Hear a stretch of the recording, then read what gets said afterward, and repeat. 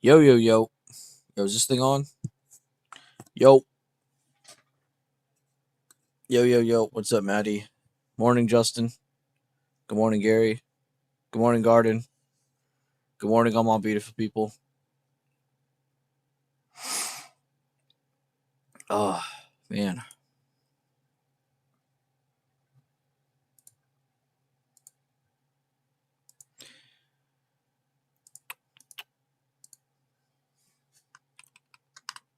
Just so everybody knows, Cloudflare is down, so some platforms might not be working.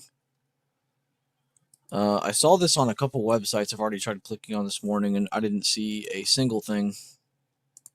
But Cloudflare is messing up a lot of stuff, so be careful. It's not just trading brokerages stuff. There's like other random websites this uses, so be careful.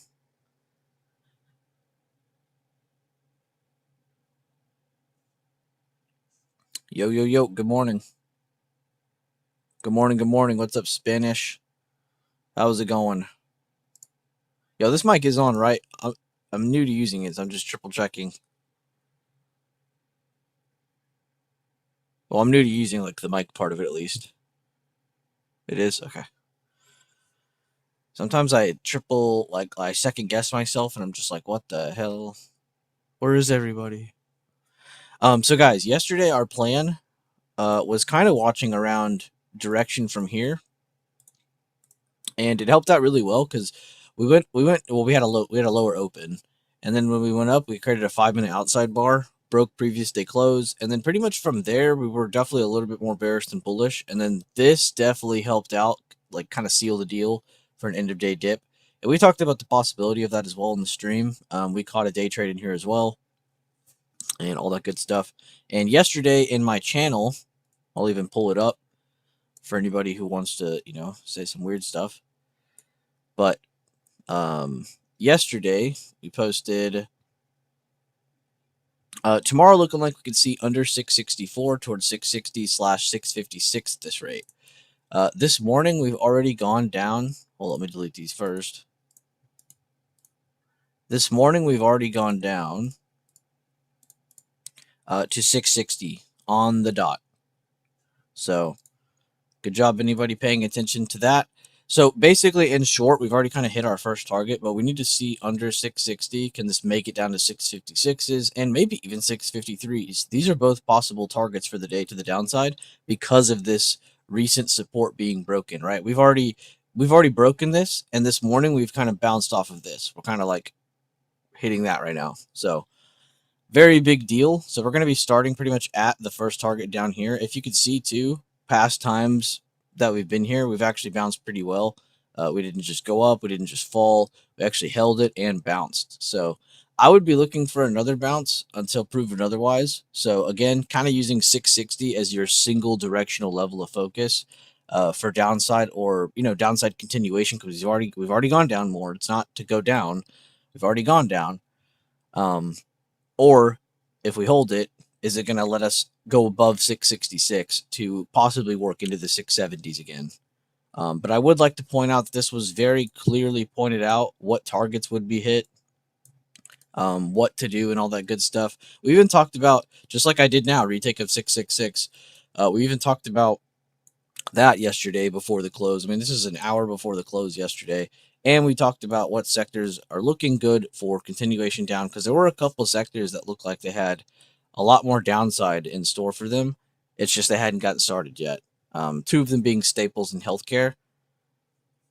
As you guys have probably already seen yourself, a bunch of other sectors like banks and discretionary and tech are all down very massively from their highs recently. But yeah, so just wanted to point that out. But that does kind of back up our game plan for the day, just because it kind of repeats the same levels again, right? We talked about it yesterday, talking about it this morning. So same levels lining up yet again. And I really hope you guys are enjoying some of the posts and streams, because we've been taking a lot of trades in some of these streams, and some of these posts, it's been just super helpful, crucial information. We're not sitting here relying on, just whatever. I can't even tell you the last time I even looked at Twitter in the sense of like who posted. It's just like Waste your time at this point. We fixed the time axis. What am I doing? There we go. That's actually exactly how I needed it to look. I'm trying to fit 674 at the top and 653 at the bottom, because I believe these are like the extremities of our range for the day. Which we're, again, like I said, we've already hit this like target down here and kind of bouncing up. We're actually kind of hitting the previous day low right now. We're hitting yesterday's low right now in the pre-market. So see if we can get above that into the 666s, a rejection of previous day low into the 660. And then we'll use those levels for extra confirmation to actually take a trade. And I do have the options chain open again on my right side. And then my swing traders, yes, I will be watching Warner Brothers. It didn't really move much overnight, so it's not much to really talk about on that one. But it does kind of fall in suit with everything. So we'll see if that one works. It is kind of off the tail end of some news, so we'll see if some bearish candles show up or not. If not, then we will probably have to cut that. But either way, happy to at least be right about one of the posts on SPY. Let me fix the chart again. There we go. Remember, kind of using this area as a like directional value of like, hey, this is going up, this is going down kind of thing. But this level right here is also the other most important level. And we've already bounced off of this in the pre-market. So we're kind of looking to see, do we go bump our heads against this and reject? Do we go bump our head against this and retake it, push up higher? Do we not go up near it at all? Do we not even get above previous day low? Do we just kind of fade down to here and we make our decision from here? So I'm kind of looking to see, does our decision come from here or from here? It's already gone down and done its thing. It's already kind of, behind us. But now it's like, okay, what is this about to do? Outside of our actual triggers, like 666 or 660. But it's already bearish. Just to, again, to repeat that yet again, it's already bearish. It's not like it needs to do something to go down. It's already doing the thing that it needs to go down. It did it yesterday, actually. Rejecting this is a big deal. Talked about how 680, 674, and around 670, 671 area, how these are some of the most important levels on our screen over the past 3 to 4 weeks. We've been saying them nonstop, going over them nonstop. So I do expect this to go down. It's just how much, does 660 hold up? Does it give us a bounce? Does it not hold up at all? Do we just need to keep going down? Who knows? I don't like to act like a fortune teller or anything. This is doing really good. And again, like I said, I really hope some of you guys are taking away from the updates and the plays and the posts and the just different key levels I'm posting and what I'm saying about them. Because it's been very, very helpful for me, part of my prep. Somebody share the stream link around because I forgot to do it yet again. I've been doing all this talking and I forgot to even share the stream link. Which, fair enough, if the people who aren't in here yet, they're not loyal enough. You guys were in here before I even shared the link, so you guys deserve it more than they do. Just kidding, of course. Let me grab the link and send it out. Can't believe I didn't do that.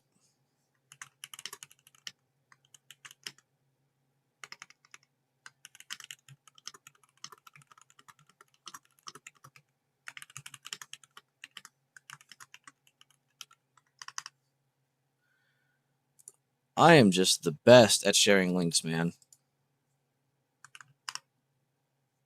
I truly mean it too. I mean, I share them so quick, man. You never even see them coming. No, literally, you'd never see them. Hear you loud and clear. Nice. Bazinga. What is up, lag? I'm actually so happy to read your name, dude. We've been kicking ass, and I'm happy to see your name. What is up, Kaizen? Every time I type in the lifetime roll, your name pops up. I'm forced to remember you. If I type at LIFE, I have to type the T in lifetime for it to pop up before your name. Because life in your name pops up first. VC Ninja, what is up, brother? Good morning. Good morning, Dr. J. Always a good time seeing you. This morning, we talked about how we needed to kind of go down and hit 660. We already did that in the pre-market. So this morning, we're looking to see if weakness continues either from a rejection of 664.50 or a break under 660 even. Of course, any rejection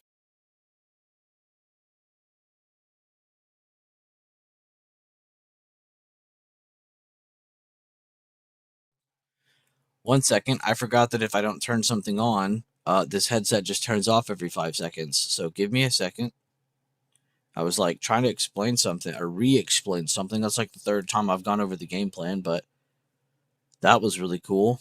1 second you're talking, the next second you're not. Very funny. All right, we're good. Yeah, hit the like button. Do what that guy said.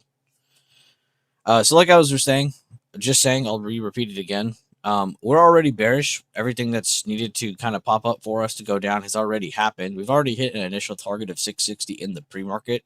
It's curled up a little bit. We're going up just kind of off of relief bounce probably right now.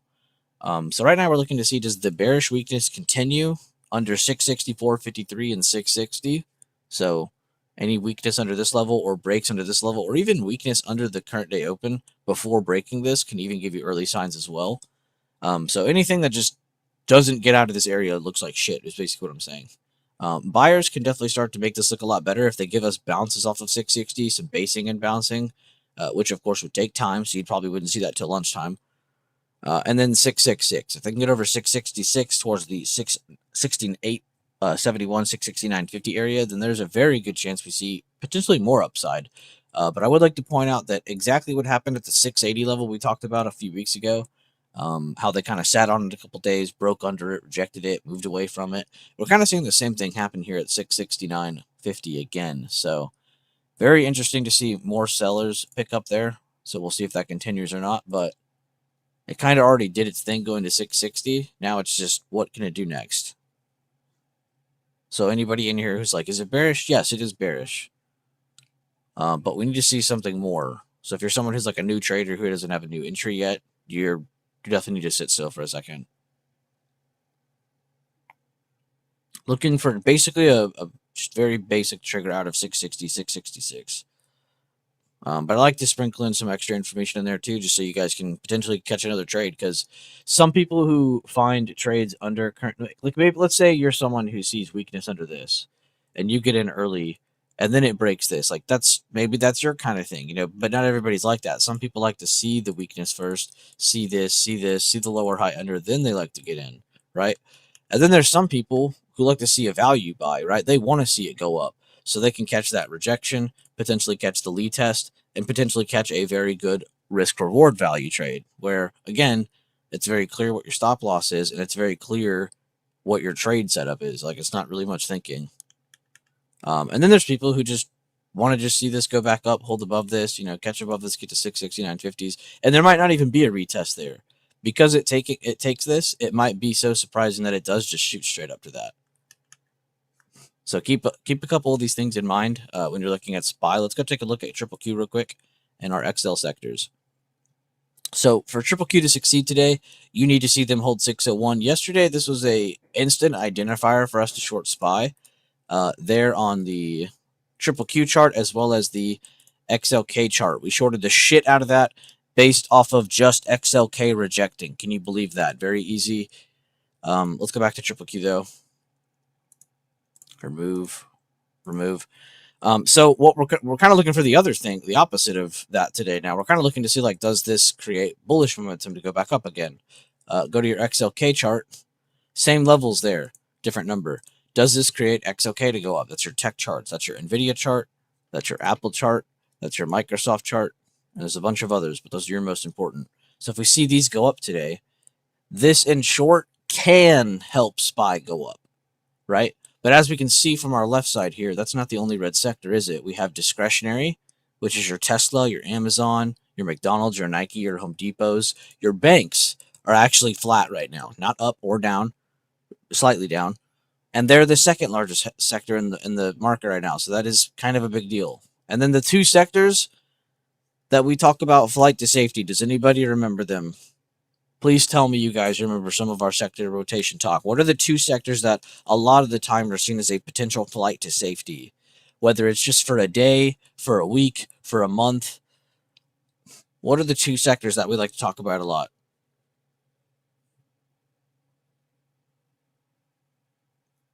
Staples is one of them. The last one's a little bit of a 50-50. Staples is one of them, though. XLP is Garden said it. Yeah, you did. You said like staples, and then you said consumer. So I didn't know if you meant consumer discretionary or consumer staples, but yeah, you kind of did just type the same name. That's funny. So the other one is kind of a trick question. It's kind of a 50-50. The reason I say that is because some people do just go to cash or put it in like crypto, like Bitcoin or coin. By the way, coin's up today. Called that. With healthcare, it's a really big deal because I've seen so many times where the market does rotate. Like maybe the like SPY itself doesn't drop super hard yet, but you see like tech, discretionary, comms like today. A lot of the time you will see that flight to safety into like healthcare for like a day or two, very short term, but you'll see a more longer term move on XLP, like your staple stocks, more times than not. Which again, I don't like to sit here and say, yeah, every time tech goes down, these always go up every time. No, that's not true. That's just not the case. Not every time does tech go down, does money fly to safety and go to a different sector. Sometimes it doesn't go to this market. Sometimes it goes to fucking commodities. Sometimes it goes to crypto. You know, sometimes it goes to energy. Sometimes it goes to oil, gold. There's other markets in the world. So, but I like to at least use these two sectors as kind of a reference point when I do have a red day. Excuse me. When I do have a red day on the rest, it kind of makes me think like, okay, nice. This makes sense why these are slightly green. It's more of a relief bounce for these. I wouldn't really say that's bullish, but yeah. So I'm not gonna lie. Intraday, these all look like shit. But guys, I hope you enjoyed the breakdown so far. I'm gonna go back to SPY because that's just my favorite chart to watch all the time. But I really do hope you enjoyed the breakdown. If you're someone who's just now tuning in, you just missed a very large breakdown on a lot of different things. So make sure to go back a couple minutes and catch that. If you guys have any questions or any statements or anything you just want to share, please feel to throw it out there. And good morning. Be sure to drop a like on the stream. Mwahaha, I'm on my main account. What's up? What's up, Jiatsu? That's actually a pretty dope name.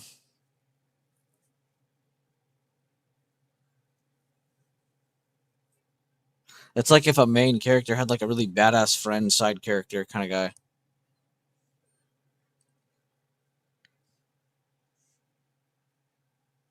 Good morning, good morning. Again, guys, make sure to drop a like. It's Josh? Oh, okay, okay. Well, that makes sense why I liked your name so much then.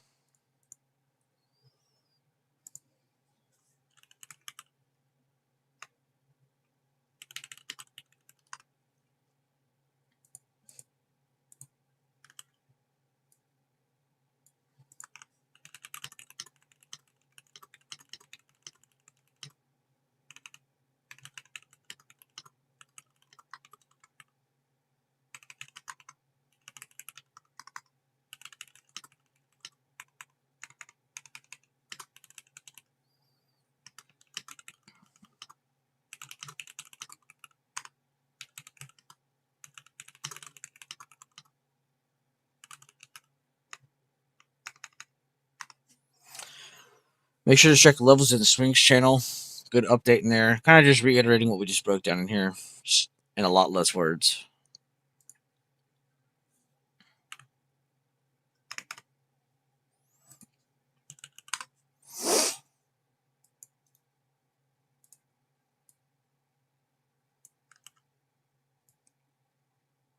I forgot I can't sniffle. Y'all can hear that a lot easier now.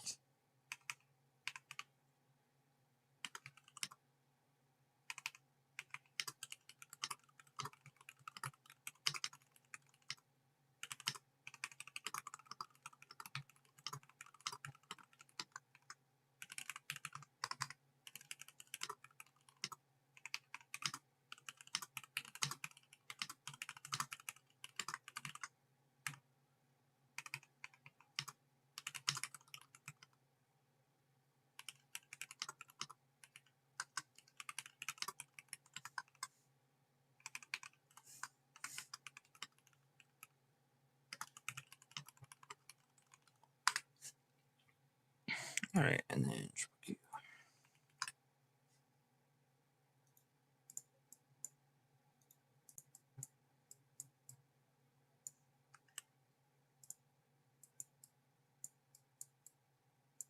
Bum bum bum bum bum bum bum bum bum bum bum bum bum.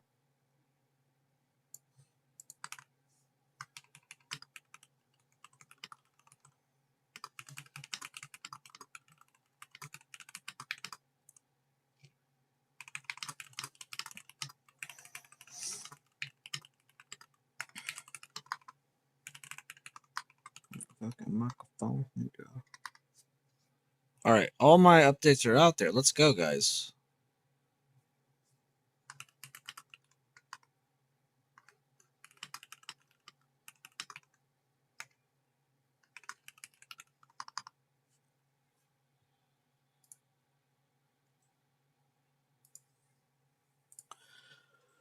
Well, this is going really well, guys. I'm not gonna lie. I called the last like 4 bounces. This is the first time I've turned bearish in the last like 4 or 5 bounces. So it is kind of nice, not just to be like, oh, I'm right. Haha, it's so cool to be correct about something. No, it's just nice to see everything work out right. I think that's what I mean.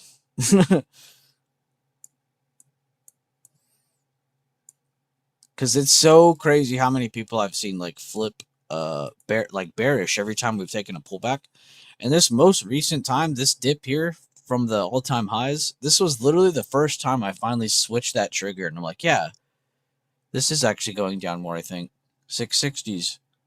Now that we've gotten here, it's like, okay, it doesn't really have to go down more.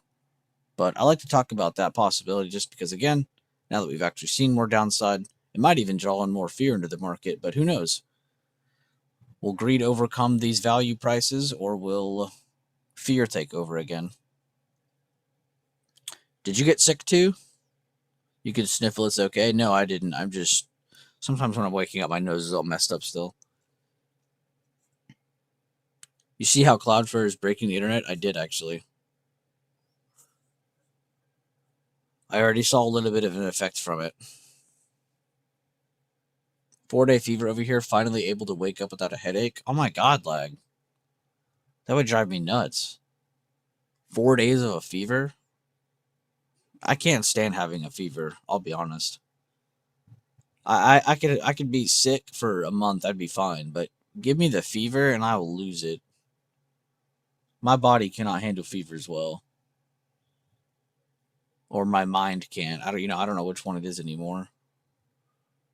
I think fevers are some of the worst things ever because it's the way that makes you feel, dude. You're like hot and cold at the same time in certain situations. You feel weak as fuck, like fatigued, like from your bones to your outside of your body. Like it just feels horrible. I hate fevers. What's funny is that this will probably be a catalyst for Cloudflare to go on a bullish run. Yeah, probably. It's probably the Boeing effect. Guys, look out for your bearish trades here. We talked about a lot of different explanations on this, so I would love to see you guys kill this chart today. Right now, we've already gotten a bearish rejection. We'll see what else we can get here. Yesterday, we shorted the 671s. Y'all would shit a brick if you saw what those are at now. Those are at, holy fuck, those are at 1,000 per contract right now. Like on the dot. 989. Bro. That's crazy. All right, back to the contracts. I'll be honest, 658s for same day don't look bad. 658, 659s. Honestly, 658s look a little better. For continued downside, if we get that, if I see a retake of 666, I'll probably go over that at the time. It's not like the contract's volatility will stay the exact same as right now, so I don't think it'd be fair to tell you. But I guess you could look at 666 cons.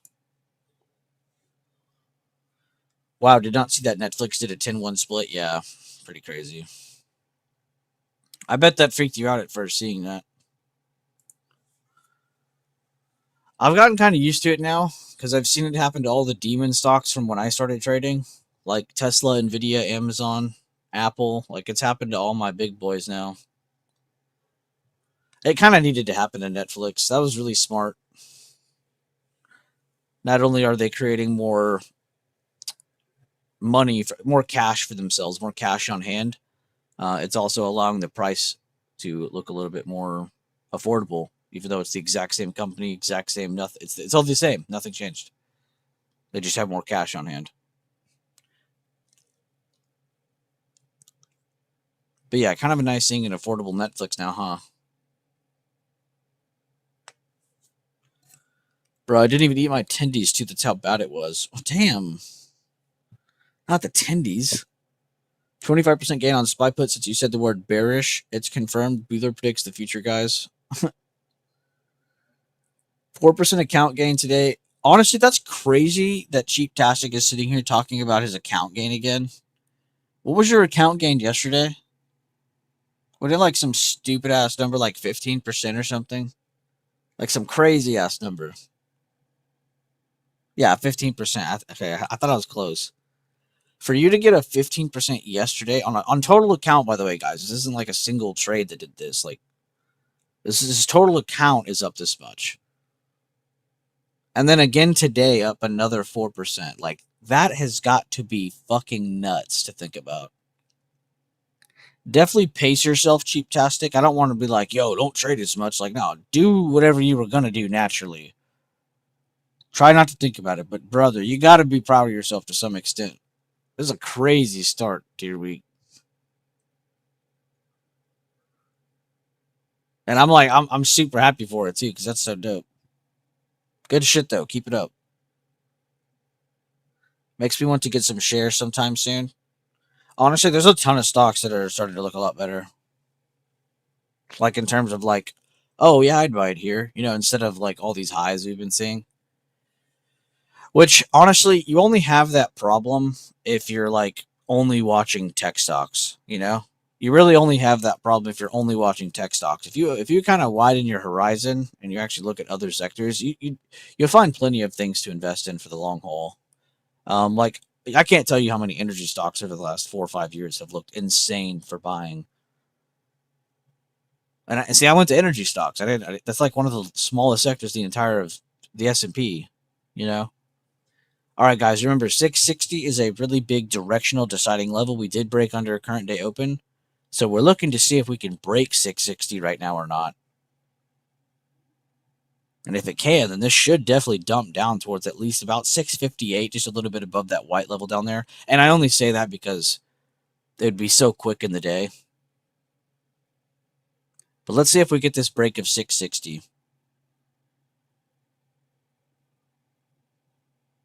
Oh. And remember, this is where we've already been in the pre-market. This isn't the first time today that we've touched this. It just looks like that because I turned off pre-market. So it should break this given the context that we've already been here one time before, even though that was in the pre-market. So this should give us a break because it is the second thing popping up. If we don't get a break, I won't be surprised if this jumps up to 666 in like 3 candles. So be very careful of that. That is what we call liquidity grabbing. So any retake of 660 here, not a great sign for sellers, but this is honestly looking very sexy for sellers right now. I'll be honest with you.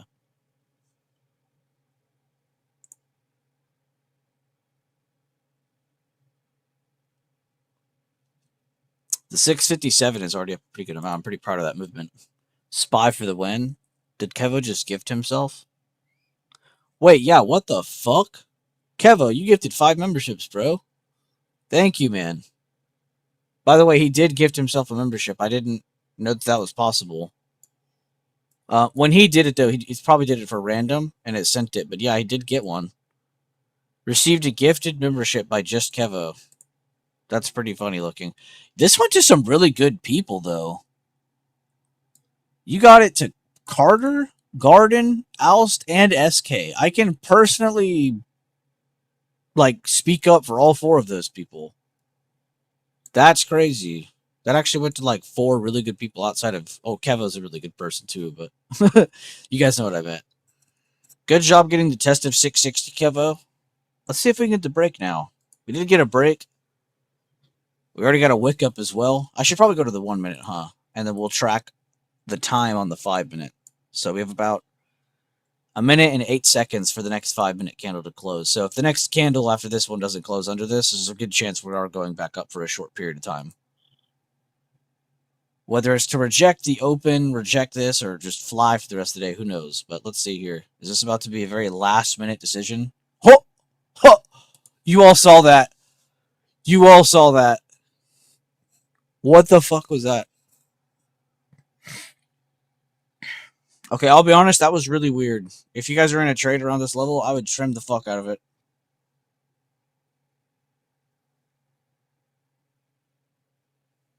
You want the break? I want to see you get the break too, I'm going to be honest with you. What was that movement, though? Your SPY 640, 1212s are 95%. Oh my god. And then you have 50% on your SPX poots. Good shit. Round of applause, Kevo. Thank you for always leading the way, bro. I do my best to mention the contracts and all that good stuff too, but man, I really appreciate when you do that because it definitely helps. Let's see what kind of movement we get from here, though. And the candle did close on the 1, meaning it did close on the 5, so we do have an actual close under the 660 level. So we should just free fall to 658, potentially 656.84. Any notable close back above this level, though, guys, and that is a very clear sign of get the fuck out. You are probably wrong. Okay? But right now, you're looking good. So I'm going to sit back, read some comments, because I love reading people's posts in my chat.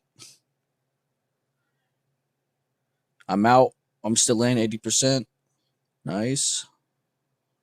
Yeah, don't be greedy if somebody's in this already. Cheaptastic did a great job of getting out some of his gains. I think even Kevo trimmed a little bit. Matty trimmed, and he's out. I'm actually proud of you guys right now. Because this was pretty easy. It was just enter a put pretty much anytime you wanted today. Or have one from yesterday.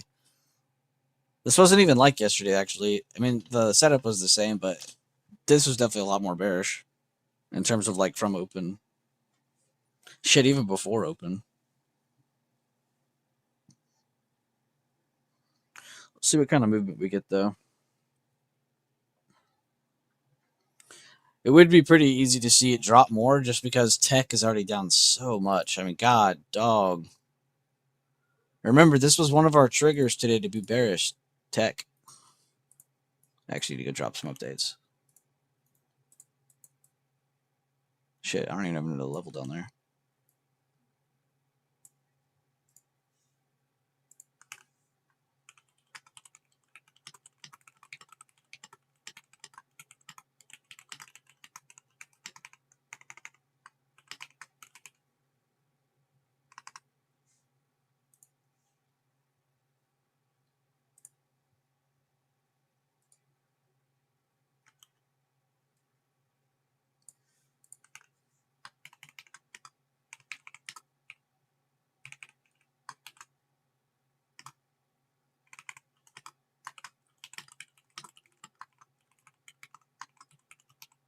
Sorry, guys. Updating SPX, updating Triple Q, updating XLK, updating SPY. I'm typing a lot right now. I'm sorry.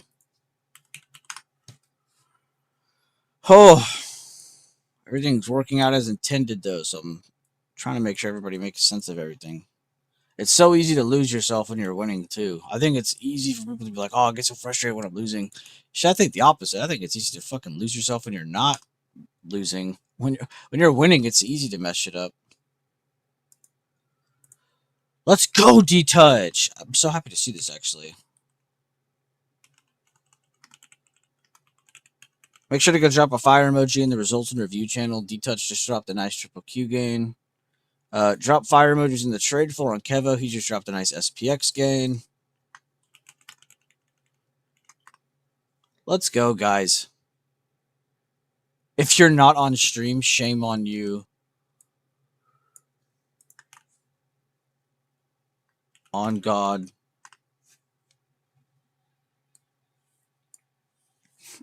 If you're not on stream, shame on you. Good shit. Oh, and then results and review. Good shit, D-Touch. He's been destroying Triple Q this week. This is yesterday. And then here's today. What a fucking monster.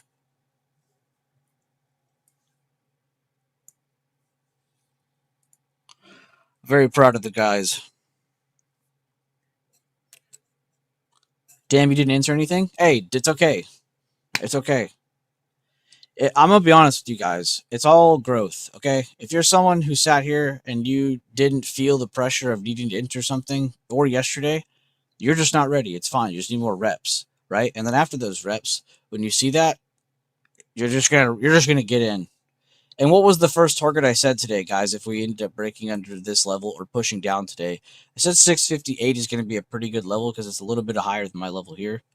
And I just wanted to say that because we have already moved down a little bit. So I like to give a reasonable level, but we are already only 70 cents away from that. So I is it reasonable? 653 is actually going to be in front of us in a second. That's crazy.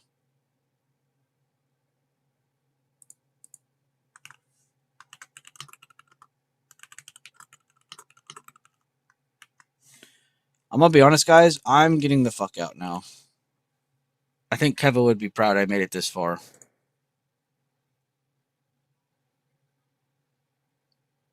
The 657s are up like over 60 a con. And the 656s are up a shit ton as well. And so are the 658s. All three of those are up really nice.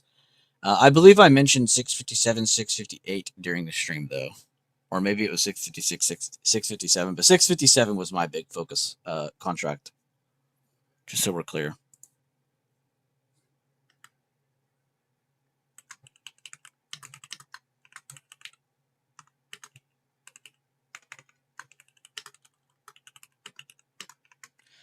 And if you guys saw my trade review yesterday, I hope that template was fine. It was a little bit too much typing, but I didn't mind explaining every little thing. Plus, I don't want to be too lazy and post like my trade review and then like move on from that.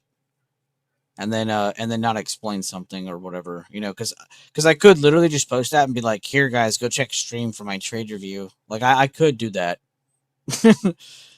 But that'd be a little lazy on my end. I am chilling, dude. We caught a big scalp yesterday. I caught a big scalp today. Kevo's done really, really, really good these last 2 days. D-Touch has done really, really, really good these last 2 days. All my BB workshop guys are probably doing fine right now. I haven't seen which ones are alive or not. I think Garden's alive. So hopefully those guys are doing great today. That'll be my next mission for the day. Which I do need to go over Garden's post from that was either this morning or last night. I didn't look at the timestamps. But those were really good posts. So I'll definitely be looking at that in the stream. Just kidding. Give us 65.90 impulse buying here. I don't like calls and the SPY 660 gets retaken. Yeah, same. If I don't even see 660 get retaken, we're not talking about green candles.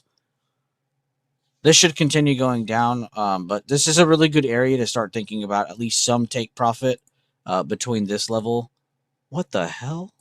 Between this level and the 658 that I talked about. So between here is already a really good target for anybody that caught any of this short-term downside. Good job, though, guys. I'm super proud of this. We basically just caught the same trade 2 days in a row, except this time it came a lot quicker. This time.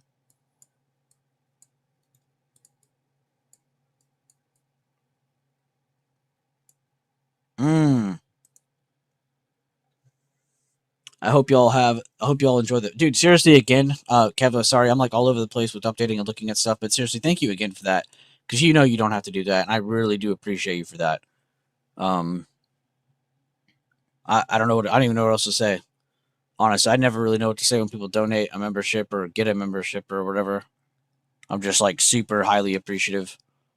Because it really does mean a lot to me that the community grows and stuff like that. Also, very cool because I can do my little sell my soul message for you. If you guys missed it, Kevo just donated 5 memberships on the channel. Anybody who just got that, you can actually click on the membership, and you have tons of videos sitting here waiting for you. All kinds of cool different things. So, yeah, check it out. And thank you, Kevo, for even making that possible. Appreciate that, bro. Some of you might look at that and be like, damn, Kevo only gave you $25, dude. But honestly, I don't even think about the money. I think about how he just gave, well, 4, I was going to say 5 different people, but he gave himself a month. I don't know how that worked, by the way. But He basically just gave 4 other people in the community an entire month to go look at like all those videos, all the different breakdowns, the playlist, which I think is honestly worth way more than the $25. I mean, that's just insane. So thank you again, Kevo. I really do appreciate that. It's not like I sit up here and say, buy my memberships, donate, guys. Like, I really don't ever mention that shit ever up on these streams. So I do appreciate it when you guys help out. It does help keep the streams and all the different things going. And holy shit, guys, are we about to get 657? We're about to see this contract go in the money. I'm out, but I'm fucking hyping up anybody who's still shorting this. Let's fucking go, guys. Oh my god, we're so blessed these last 2 days.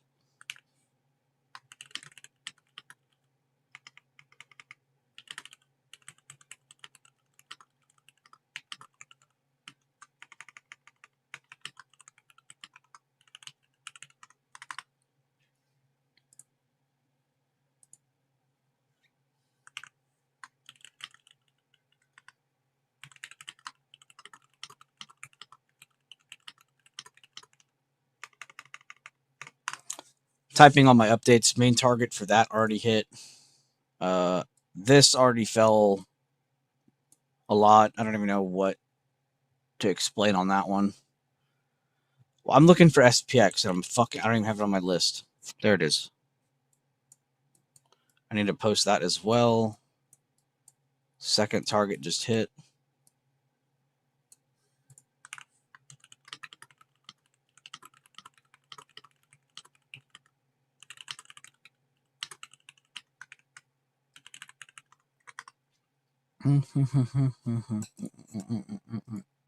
Honestly, if you meet someone today that's like, yo, I missed the market today, laugh at them.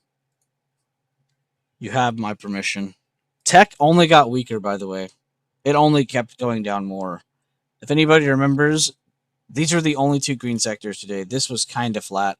The rest of these were red, and this was not as red as this. It got a lot worse. Really, really good job for anybody paying attention to these outside, just, besides just saying, oh, bullish candlestick Bueller, oh, bearish candlestick Bueller on SPY, using these outside market references to help out. On Triple Q, on XLK, I've been using these to help anybody in my chat these past few weeks specifically, but for the past few years, they're just something we like to look at a lot.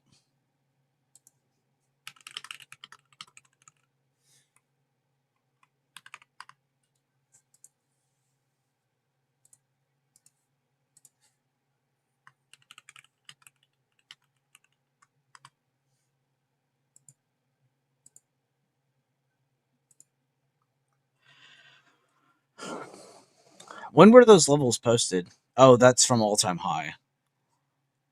So a 10% correction is at 620. We're not even near that. That's crazy. We're only just now approaching, guys, from all-time high. I'm using actual math here. We're barely approaching a 5% correction from all-time high. Can you believe that? I think anybody online would have you believe that we fucking fell like $600 or something. This is only this is not even 5%, by the way. 5% is at 655.22. So around this level, actually. So we got close to it today. But this is already a almost 5% correction. That's pretty nuts. I would also like to point out we are still holding higher low above the news Trump candle, whatever we're calling that. I really don't know at this point. So still looking to see if a higher low can pop up anywhere in here because we are still above that 652.80 level. But yeah, as you can see, we only have 2 more bearish targets before this actually turns super, super bearish. So we'll have to see if that actually happens or not. I would be willing to bet that we don't break this. And if we do, it's because there's a liquidity grab to cause it to go back up. So I would be betting on this going back up over the long haul. But you're not going to see like an instant 1 candle reaction, as we all are very well aware. You're probably just as well as I am. Bulls are slow. Bulls take the stairs. They do. Whereas our sellers, they're like, fuck this, I'm taking a parachute off this cliff. They don't give a shit.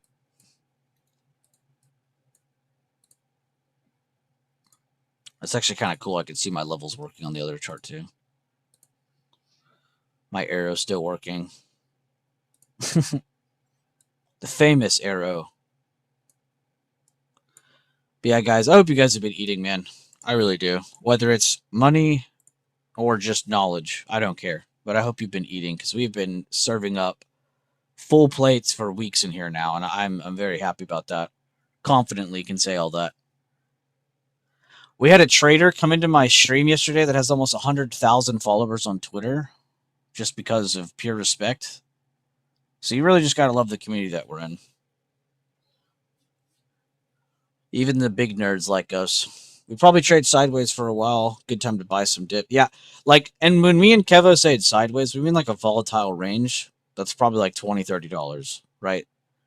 I don't think we're ever going to see a bounce on SPY that just holds perfectly one day and then just ranges between a perfect $5 range and goes up. Like, I wish. But we'll probably see a more volatile range. Out 5% NVIDIA calls the upward trend line on the 4 hour. Here, let me peep that for a second. Let me take a gander. I'll even look at your 4 hour just to see why you liked it. Oh, you're going off of this hammer holding. That's maybe why you're looking for like a short-term upside reaction. It makes sense, honestly. Plus, NVIDIA has gone down kind of a lot already. I would be surprised if you saw XOK go more than $6 down today. And it almost did that. Or not $6, sorry. 2.5%. I can't speak English today. I'm like thinking one thing and saying the other because I'm reading my screen. On the upward trend line on the 4 hour. Oh, from NVIDIA. My bad. I'm reading that twice. So I'm all over the place now. We're having a really exciting day and week.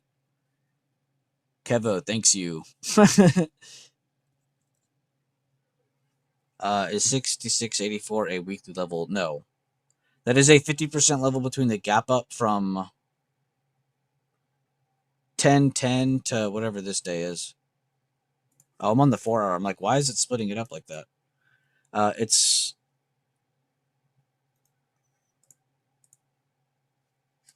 holy shit. Why is that messing with me? Okay, that's what I thought it was, but I had to double check because I wanted to make sure because all these are pretty much 50% gaps right now. But it's a 50% gap up level from the Trump news candle day, 10:10 to 10:13. Kevo. Oh my god, Kevo. Oh my god, Kevo. He just donated 5 more memberships on the YouTube channel, guys. Dividend Bull got one. We love Dividend Bull. That's the homie. Mighty One. We love Mighty One. Candace. We like Candace. It went to Adam. We like Adam. It went to Hugo. Let's go. Bro, holy shit. You actually donated like memberships and actually went to like good people. I feel like sometimes when someone donates one, I mean, it's not like it's all the time someone's donating one, but when someone does, I swear, sometimes it goes to some name I've never read before. Dude, Kevin, I don't even know what to say, bro. Seriously, just thank you. And if you guys don't take advantage of what he's donating to you with that membership on the YouTube channel, please take full advantage. Ace enters chat rigged. That is true. Shout out BBL. Let's keep learning, dude. Shout out to Kevo, dude. Thank you. Thank you so much, bro. Me and him do kind of be like tag teaming without any prep work. Like someone might look in our chat and think me and Kevo like talk 30 minutes before the markets open every day. Brother, that doesn't happen. We just sync really well. He's got good energy. We're looking at a lot of the same levels a lot of the time. So it just makes it really easy to team up. And that's what I mean. Like a lot of you can be abusing that with just any random ass person in chat. But it's got to be someone who's like actually focused on levels and has been around for a while, goes through the stuff, has reps, you know. You don't just find that person. Got to go and chat and engage. Good shit though, Kevo. Thank you again, bro. I seriously don't even know what to say. I'm like awkward. I'm like, someone's being nice to me. What do I do? Hope it goes lower end of day. I'll be buying calls to swing for tomorrow. Bet. Personally, I probably will be chilling on that. Actually, how's my swing even going? It's flat. Okay, cool.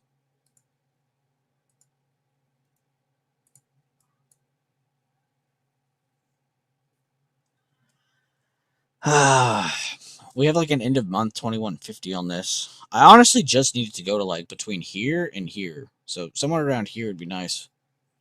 I have to cut it though if it goes above this level, like a daily close.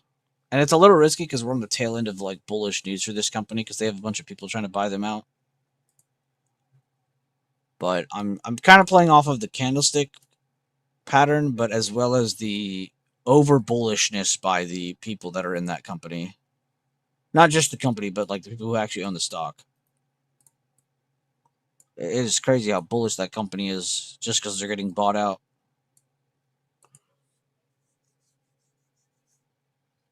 I'm not even trying to hate on Warner Brothers. I'm just saying. That reaction to open, I was like, nah, Fuck, what is that from? That shit is gonna test 50%, then down. Dude, you're on it. It's funny too, because I was actually writing up this like PDF or like a document, and I was trying to make it to where like we could go over some stuff in like a private stream one day for the members of YouTube. And that 50% is one of the ones I want to go over. I know we go over it in like literally every stream, so I probably don't need to do a stream like that, but it's still just something that it'd be cool to do. Good shit, Kevo. And yeah, like it's funny. He only typed what? 1, 2, 3, 4, 5, 6, 7, 8, 9, 10, 11, 12, 13, 14, 15, 16 words. And that's like the perfect summary of everything. You should have already been bearish before the open today because of what happened yesterday. And then today was just kind of following up with that. Could it stay under 664.50? Could it stay under the 50% of that gap down? Could it retake the current day open? And it did. If I was to highlight this, and you try to picture this, it doesn't have the gaps, but this is a candlestick pattern. So it doesn't, like, there's so many different things you could have found or used to help yourself. I didn't even mention this, and we were already super bearish on this going down today, you know? There are still more things we didn't even turn over and be like, oh, look. So it's still nice to kind of go back and review and be like, okay, what else was there? What else could have really made me love this more?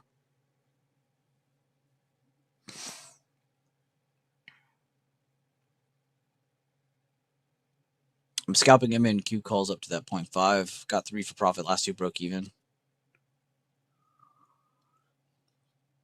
We hit the daily extension already too. I didn't even see that.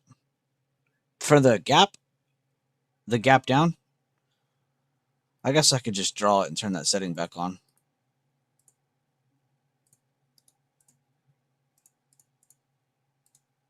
Oh, holy shit, he's right.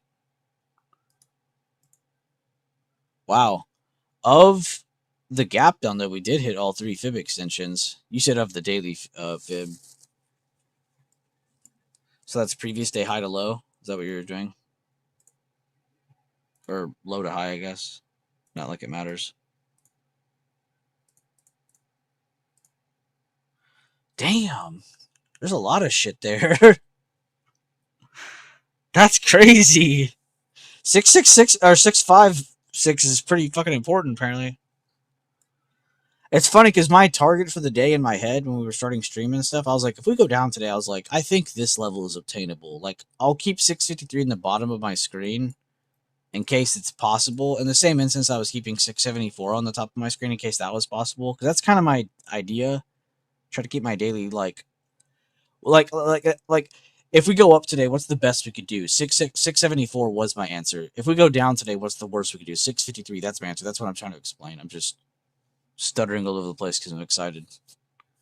We got 2 sick trades in a row on stream, and Kevo just donated a bunch of memberships, dude. I'm hyped. And it was my birthday last Saturday. Like, we're just having a sick ass couple of days, aren't we? It's fucking nice. Good shit though, Carter. Great job. That was a very good job of pointing that out. I personally didn't even pull them up because I'm so focused on everything already. But it's kind of nice to go back and see how those all lined up with levels too. That's even scarier. No invite to the B-Day is insane. I mean, I didn't do anything special. Nothing super crazy. My grandma came over, I hung out with my mom and my grandma. We had beef ribs. That was literally the extent of my entire birthday. And then I watched anime at night. That was literally it. And then the Counter-Strike tournament. My favorite team lost. Or my favorite player lost, I should say. What else? Yeah, I mean, I didn't have like a crazy birthday. You didn't miss much. We could have taken over the local B-dubs. That is true. That's okay though. I'd rather just have like a normal, casual, do nothing weekend and then be here for streaming and stuff. Because I really like to be here for the beginning of each week, especially. Like I know these past few weeks I've literally just been here like Monday, Tuesday, some Wednesdays tops, but it's kind of nice because I feel like some of your best trades come out at the beginning of the week. Which is funny because I almost promise if you find like an old stream of me, there's probably a stream of me saying fuck Mondays and fuck Fridays, and here I am saying Mondays are like the best day ever. Tuesdays, honestly, not bad either. Wednesday always literally feels like its name. It feels like the hump day. It really does on the market. And you got to remember, that's what I'm talking about. I don't give a shit about how I feel. I don't care about what's going on in the world. It's like, how does the market feel? How does it look on those days? And it really does feel like Wednesday has been a real hump day these past 2 weeks. It feels like Wednesday's like a good reset. And then Thursday, Friday ends up being like a really good day as well. Like, cause every time I look back on the days I wasn't streaming, the Thursday and Friday was also good. You know, I'm sitting here bragging about how good the first half of the week is, but the second half isn't bad either. At least these past 2 weeks.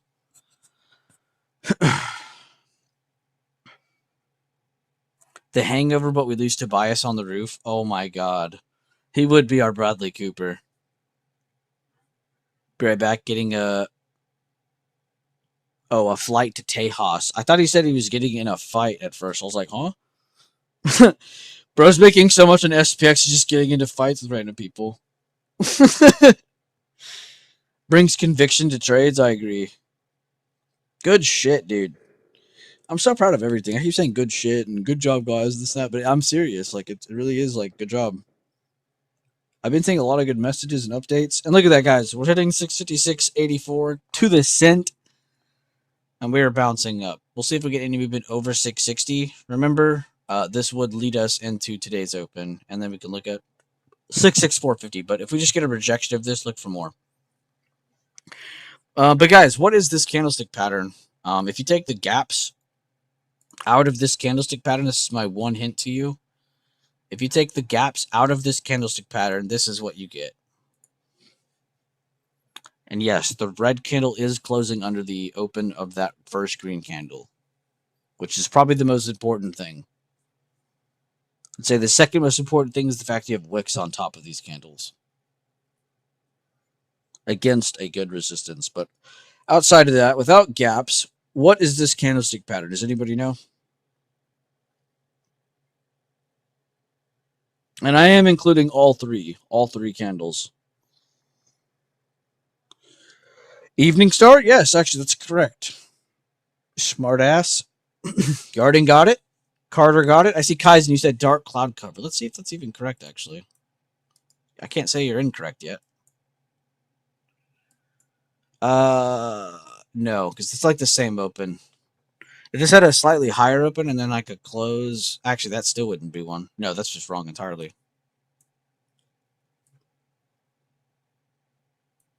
Man, I wonder on the 10-minute does it look like that, though. Oh, you were close. I almost saved you. But no, that's wrong.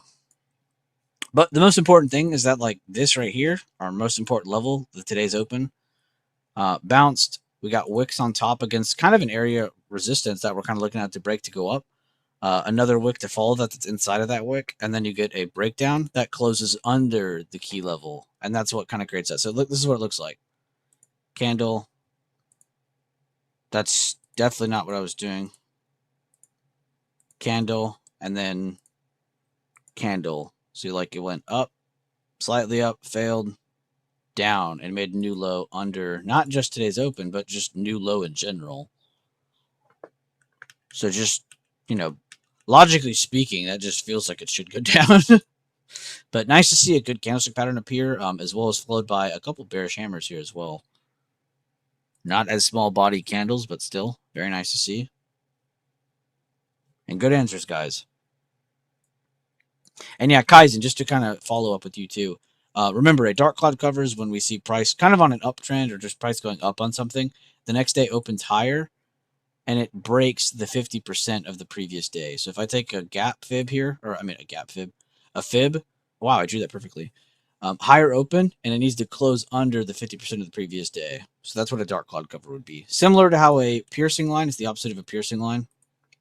You'll have like a downtrend or just a candle in general appear, like a red day, green day, doesn't even really matter. But most likely you want a red day to happen.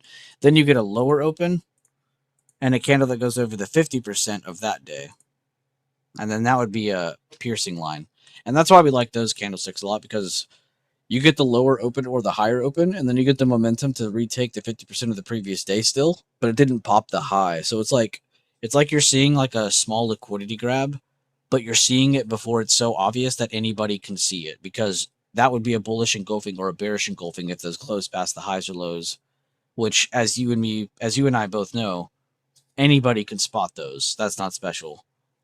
But I truly believe it's special to spot like a single soldier pattern, like a crow or a soldier, or opposite, when you get the higher or lower opens, your dark cloud covers or piercing lines, which create very, very strong pressures of buying or selling, depending on which one you're looking at. So it's kind of nice to see the evening star look pop up against the resistance area. So now we can look at this and be like, oh, nice. And what can we look at the bottom here? We see this down here. You almost do have a piercing line right here. And then you do have a higher low with a bullish hammer. So it's kind of nice seeing good candlestick patterns appear on both sides of the trend, and then just clear as day selling. Now we're possibly going to see clear as day buying. Not to say that we always will, but just saying how clear patterns can make things. And that's just on the 5-minute. You can go to the 1 minute, abuse the same amount of information. You just might see more patterns than a 5-minute trader in a smaller amount of time. If I'm on the 30-minute, I'm going to see less patterns in a longer amount of time. So it just depends what time frame you're looking at, and over the time frame that you're looking at trying to trade or use it for.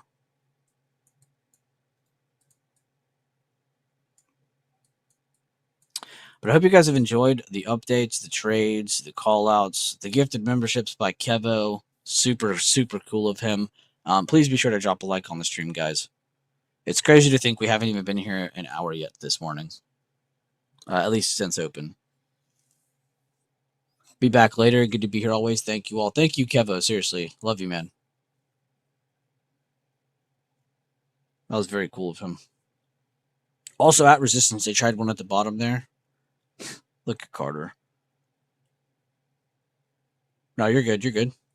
Talking to yourself is important.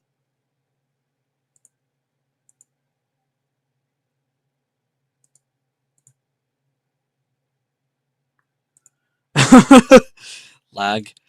Bro, you got to get that dark mode. Garden and Carter, here in a second, I am going to catch up on getting onto y'all's post. I want to start with Garden's discretionary sector post, and then I want to move on to Carter's post and then Garden's trade as well. And we'll look at those. I need a second to breathe, because I have not shut up since we started this. But I just wanted to make sure everybody was like somewhat comfortable in direction and what we were looking for, because I think it's so easy to have a really nice game plan the night before, and then when you go to sleep, I think it's really easy to just kind of forget about it a little bit. So it's kind of nice to wake up and then be in the stream and kind of go over just some short-term stuff to kind of remind yourself, oh yeah, that's what we were focused on yesterday. So I really do believe in using previous or recent information to help yourself with better context for what price action may occur next. Right? So if I look at something, I'm like, oh, this thing that was holding up for 3 months finally broke today, and then I'm like a day or two later than that, I need to be looking at rejecting that level, not retaking it. And if it does happen to retake, then okay, so be it. I have a really good bullish trade in my hand then. It's like kind of a win-win for you. For setups, I'm not going to say you're going to always win the trade, but it's a win-win in terms of, there you go, there's a good opportunity. I also hope some of the sector information has helped. This has been some of the most... I always say it's really easy to look at this stuff, because it is, but that's just because I've been looking at it for so long. You guys got to remember, for like 5-6 years now, we've had this same just list of stuff on the left just to look at it and have it help us with short-term direction. So I hope you yourself have also gotten something out of that, because I don't want to have a group of people that have to rely on something. You know, I hope you can take away and keep it for yourself. Possible bearish candlestick candlestick here under 660.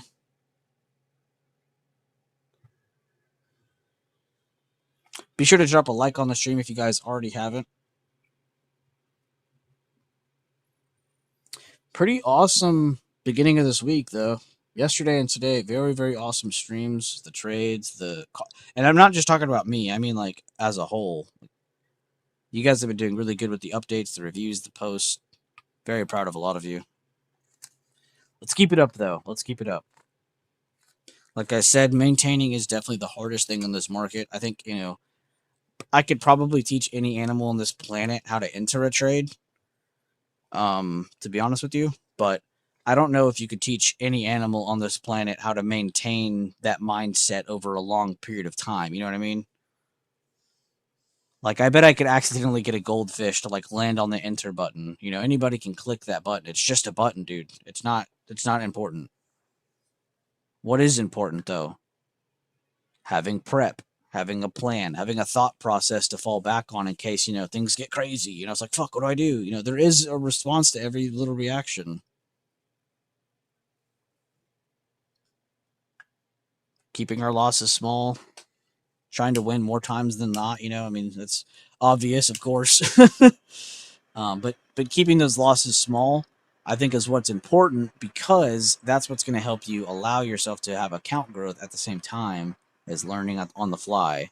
But two, it's just also nice to be able to trade while you're learning. But I don't think I have to tell you guys that. I'm sure y'all fucking know that better than anything. Like, of course you want to get reps, but how do you get reps without always taking trades? You know, and sometimes it is just straight up just watching the chart. Oh, you got your trade or two today? Nice. You don't need to catch a third. Like, why are you pushing for that? Your greed is telling you to do that. Again, guys, drop a like on the stream. Very appreciated. And thank you again, Kevo. That was very cool. He gifted 10 memberships today. That is nuts.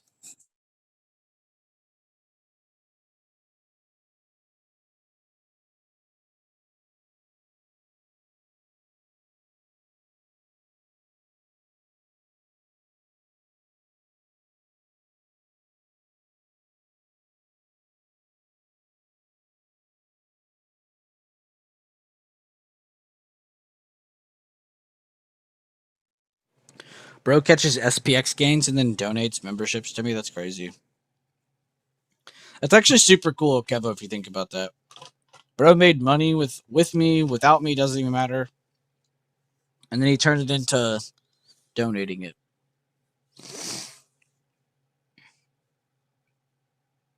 Oh my god, Vipo. Dude, 11 members today is kind of nuts, by the way. I don't know if I've gotten 11 in one day in a while.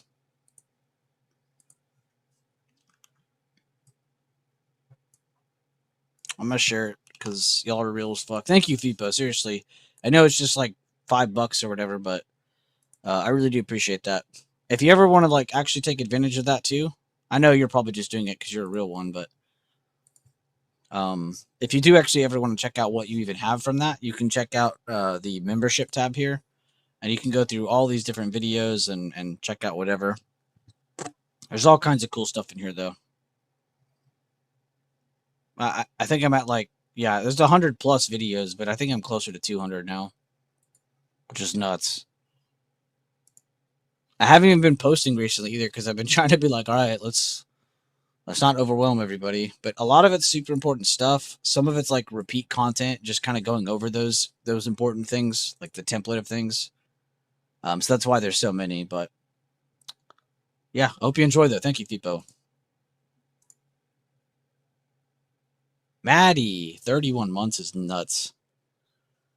Bro, in 5 months, you've been a YouTube member for 3 years. Let that simmer.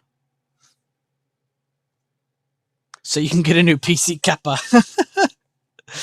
I love you, Fipo. Thank you, dude. Dude, between you and freaking Kevo, I'll be getting that one soon, I guess. You know what I'm saying? No, I'm kidding. Thank you, seriously. I'm honored.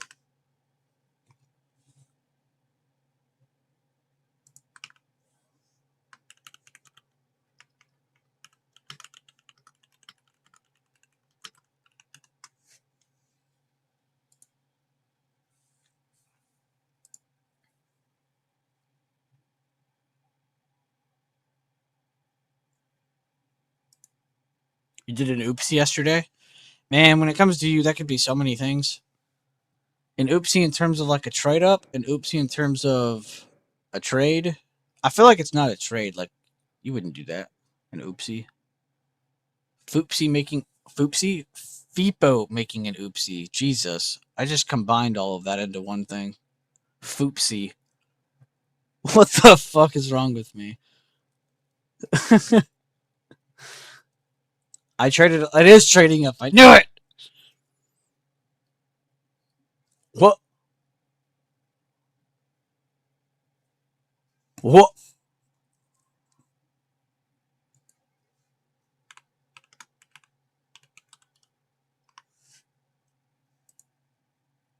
Bro, did you get FAC new or Minware, or is there only FAC new?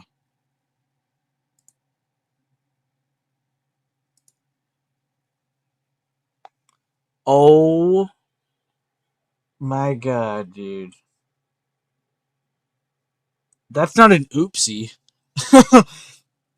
Dude, what? Wait, so you have the knife that Bella has now?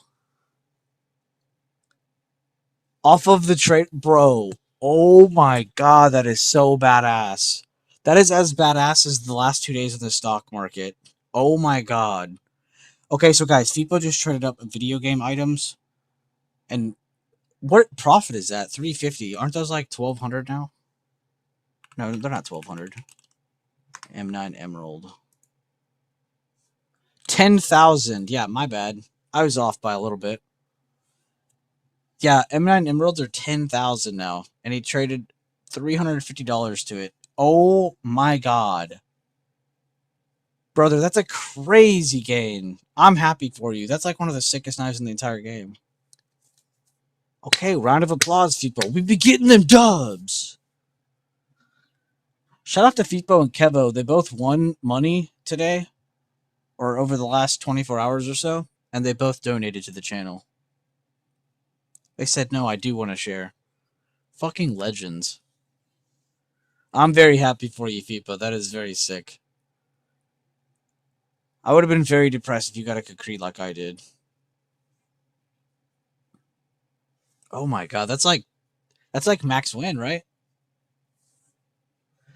And yeah, Maddie, thank you again, bro. Seriously, 31 months is kind of incredible. And you've done a lot of other things for the group too, so I just appreciate you, just head to toe.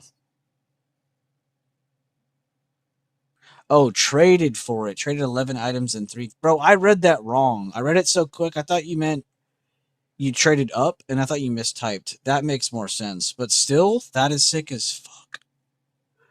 I'm still as happy. That didn't change like the outcome of how happy I was. That is so sick. Emerald M9 is nuts. Check DM.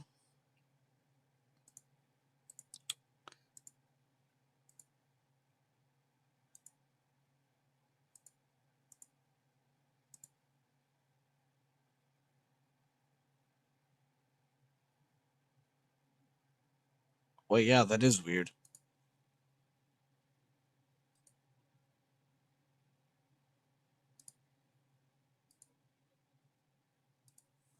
Let me look, Maddie.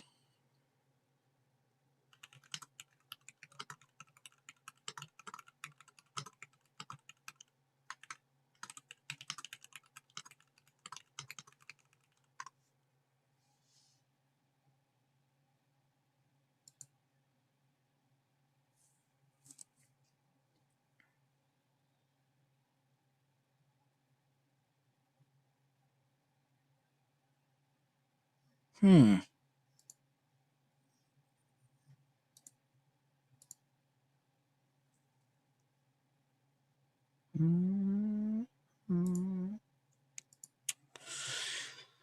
That is weird, Maddie. I'm trying to find it though. Oh, there's so many freaking buttons on this page now. How do I even see those analytics? Oh, here it is. I honestly never look at my own analytics. I think people who stare at this shit have problems.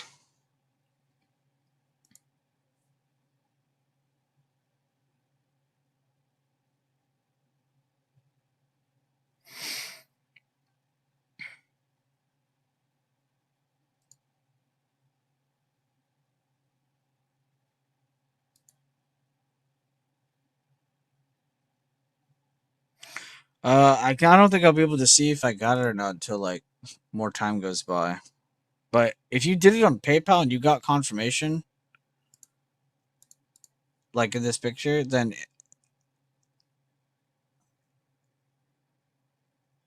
I'm like 99% sure that my account probably still got that, or that you still sent it to me. I don't know why it didn't pop up though. But yeah, guys, Maddie donated 5 memberships as well. I just also that's the other question. Does anybody even get a membership then? That's weird.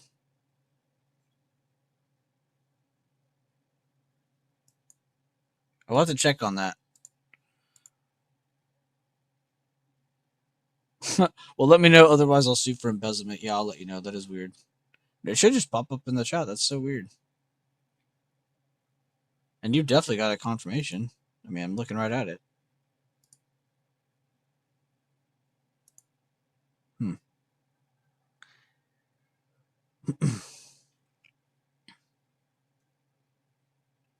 It's gonna be hard to find it too, because I don't like. Or actually, let me see. I think I can see like active memberships and like if one was updated. Because if one was updated and it's more than 10, because Kevo gave 10.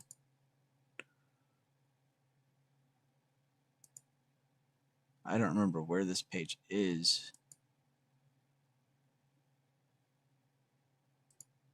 This guy commented, "Hey, 5 years using TOS and I had no idea I could create my own patterns. WTF? Thank you." No problem, dude.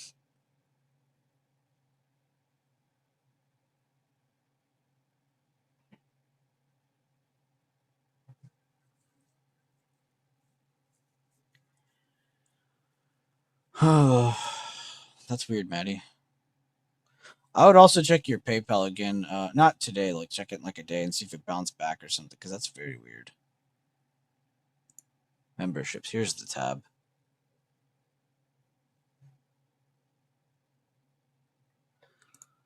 All right, so I can confidently tell you that it did not give any memberships out from your donation, because I can see all the 10 people that Kevo donated to, and then I can see FIPA just now as well. I see everybody except yours. So I don't even know.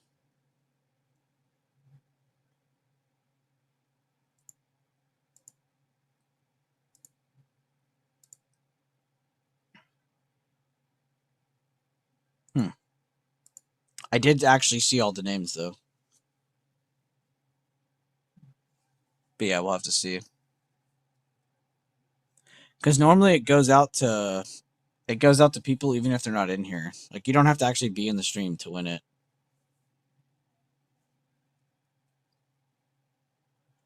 You just have to have like some stupid setting on your Google account or YouTube account that allows you to be gifted memberships. But that's another weird. Yeah, I don't know. I guess we'll see. We'll wait and see. Not a huge risk yet. It's only $25, but that would still be kind of annoying for you.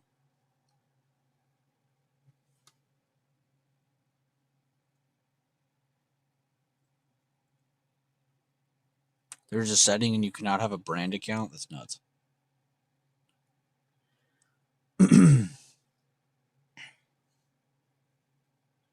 Is that why I can't gift to myself?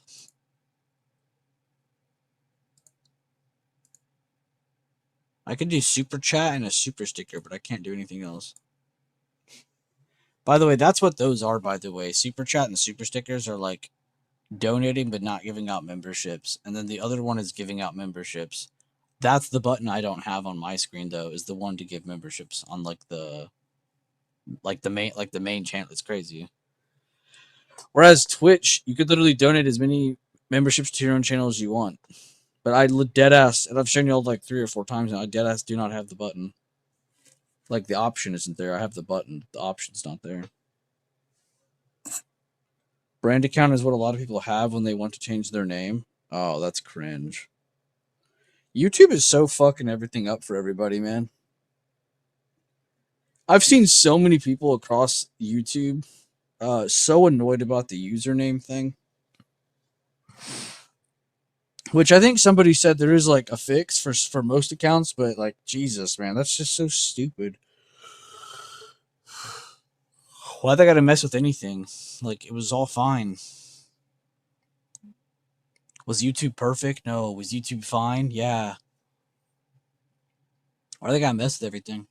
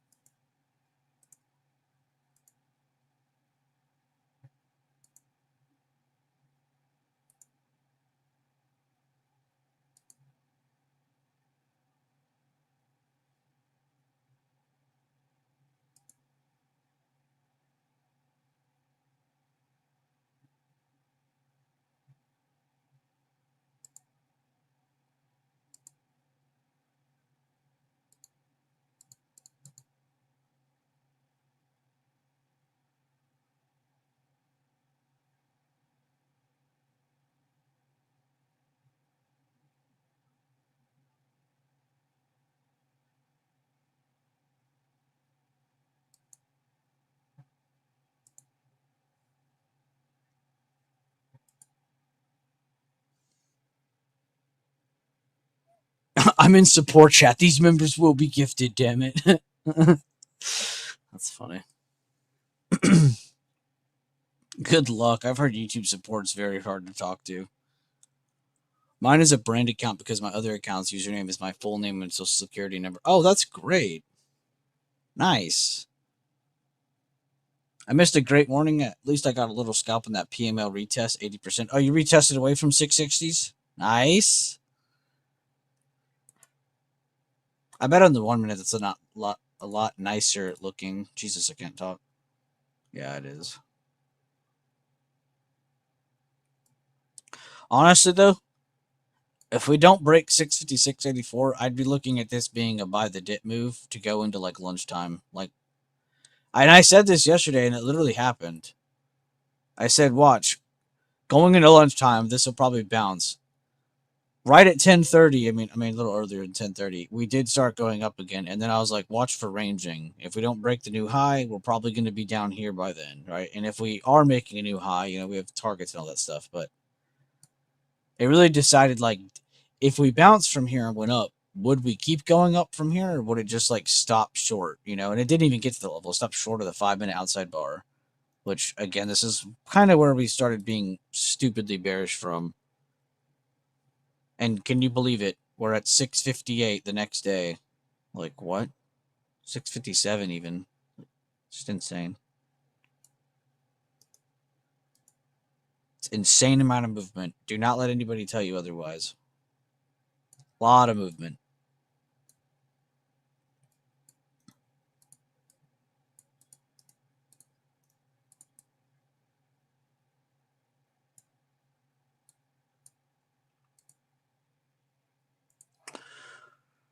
Oh, I don't even want to know what those contracts right now. All right, let's take a look. The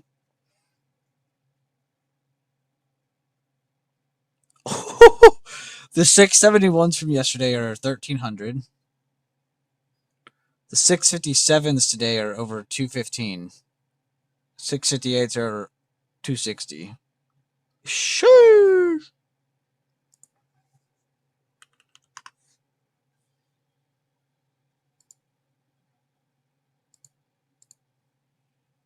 Honestly, those times that I was looking, it wasn't even that agreed. It was just like nice.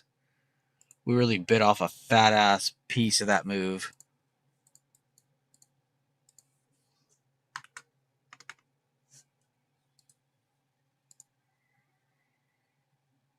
Shout out to Keva, man. He went into my channel too and said we even went over candle patterns in real time. Real.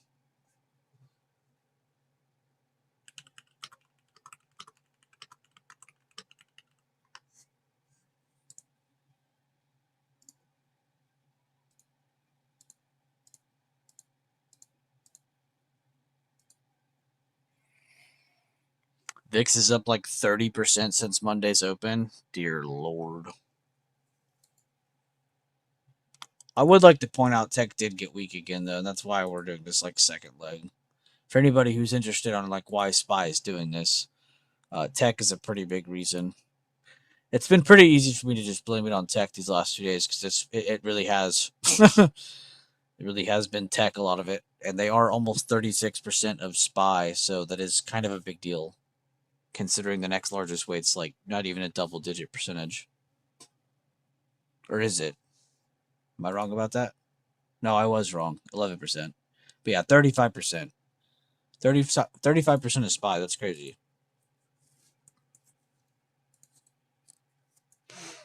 When I first started trading, like that wasn't even over 30%. I want to honestly, I can't remember for real, but I really want to say it was like 27 to 28% of SPY when I first started trading. So it's kind of nuts how much more it's like taken away from it. It's not just like a quarter or a little bit over a quarter. It's over a third. It's a big deal.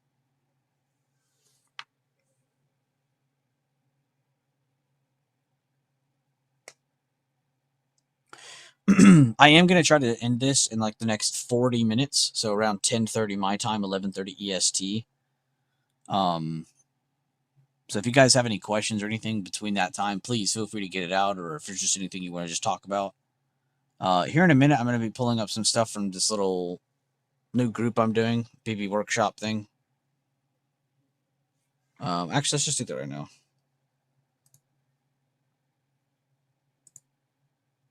We're going to start with Garden's post, though, because these were really nice. Also, we didn't get to show this on stream, so we can do that now, but this part was really nice. Or did I show this on stream? No, I couldn't have. I wouldn't have been fucking streaming that late. I'm stupid. This was a really, really nice trade because she pretty much was the person in chat yesterday that called out that 5-minute outside bar. She was the person that brought that up. And that was pretty much almost in the same minute we were entering this trade. So it's kind of funny how that all played out. And I remember when I entered and then I saw that, I was like, okay, nice, yes. I'm in the right side of history here. And then she did a really good job getting past the higher low, too, to get her sell. Because she could have just taken some here, and yeah, it would have been a really good trade, but the gain would have been that crazy. So it's kind of nice she got another candle down into that higher low. Shout out to Garden. So that was the trade we didn't get to show on stream, but that was pretty cool. Like trade review on stream. We did all that on stream, technically. But I like to do all the reviews on stream and stuff, too. I've been studying sectors recently to help dial in my trading. I thought it might be helpful for some of us to put my charts here to see what others are seeing as well. XLK with monthly levels yesterday was an indecisive inside bar holding a monthly level. And yeah, honestly, are these all? Yeah. Like this one too, you could do it. Just try to draw like, I don't know what these are. These all weekly or monthlies, or are they both? Definitely focus on just one or the other. I'm pretty sure that's what you did, though. I think you just did do one or the other, which is good. But this is good. This is how you should be charting them for like your macro look, because it's about positioning. It's not about above this level, below this level. Like, I mean, it is still, but you know what I mean. I really like when I saw this morning. I was really happy because I saw this one and I was like, "Yep, this is how you need to be thinking about it." Because if tech breaks down right here, like that's gonna hurt SPY. Banks have already been really bad, so now we already have that context of like, okay, that's already bloody. Discretionary looks like shit. Looks like a tweezer top breaking an open support. You got a comms and you got like a bearish engulfing at a new low. Looks like at a recent low. It's like what? Like everything's screaming at us that it's trying to go down. And then XLV Funny too, because she said it too. Our strongest sector technically, and it's literally looking like shit against the resistance, which is funny because it actually is still green today, as you can see here, but also showing signs of weakness. Staples getting some light attention because of possible flight to safety. Who really knows? Banks under that new low, so we're kind of updating away from her post now. New low as well on our comps, as we could see. Discretionary. I mean, it looked like shit on that chart. Like, even though it was at support, those candlesticks are nothing crazy. If anything, we'd be looking at an inside bar day, right? If it was, it's either a shit day or it's an inside bar or small green day. Like, that's kind of what we're looking at a lot of these charts. So, really good prep, Guarded. That really is nice. And yeah, feel free, Carter, Gary, and Devonte. I guess I'll type it out too.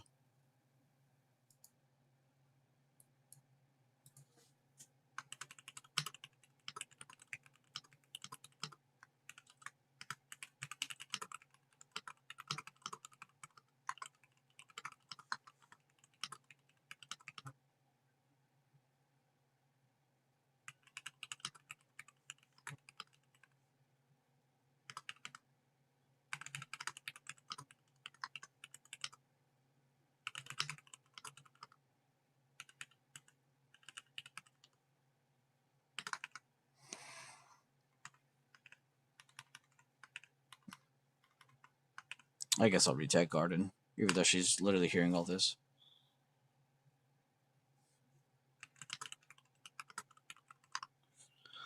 And you don't have to all post charts. I just meant like at least get a good grip on them or take a glance at them, which I'm sure you all did. I'm just triple checking that. But I think this is super important. Plus, that's kind of another thing to add into this channel because we were just doing shit up trade reviews. Now we're actually looking at a lot more. Let's get on to the actual trade reviews now. My favorite part, to be honest. Carter, here we go. And good job, Garden, by the way, if I didn't already say that. Okay, so tick 2 quick scalps, low price econ, so played light. Okay. I'm excited already. Also yet to break the 660. White's in, orange is out. Hell yes. First play. Let me take a quick look and then I'll start reading again. Yeah, lower open. Then we had that lower high. Kind of a continuation of that. You got in on that. Okay. I like this. This is like aggressive passive in a sense. Like, you know what I mean? Like, I think up here is too aggressive. Like, a little too early, maybe. Even though it's kind of similar to what we did yesterday. But I think doing that 2 days in a row is a little crazy. But I like that because it's not too passive. And it's not too aggressive. And it's not too passive. Like, you're not waiting for a new low to happen. Like, you actually got in on a nice buyer candle, which is probably really good for entry because you have clear risk, one, but two, your contract's not bouncing around a bunch while you're entering it because it's actually going up. So it's actually probably making it cheaper for your entry, which is good. And then that new low, yeah, I don't even honestly blame you because it probably was like an extrinsic boost on your contract. I didn't even see your contract, and I could probably see that because you entered on a green candle, sold on a red on a new low. Just that alone is insane. I don't think people truly realize how much movement that was. I don't know what percentage that was. I guess I'll read it in a second, but that's crazy. And then you did take kind of an extent away from that trade. I like that. On a nice hammer, too. Nice hammer. Bearish hammer against support, and then you took it to your next fib extension. And then I like that you have this here to kind of help guide you a little bit. Attacking on this, kind of using this as like your structure. Let's finish reading now. First play. Second higher low and break of current day open. Nice. Second. I like that.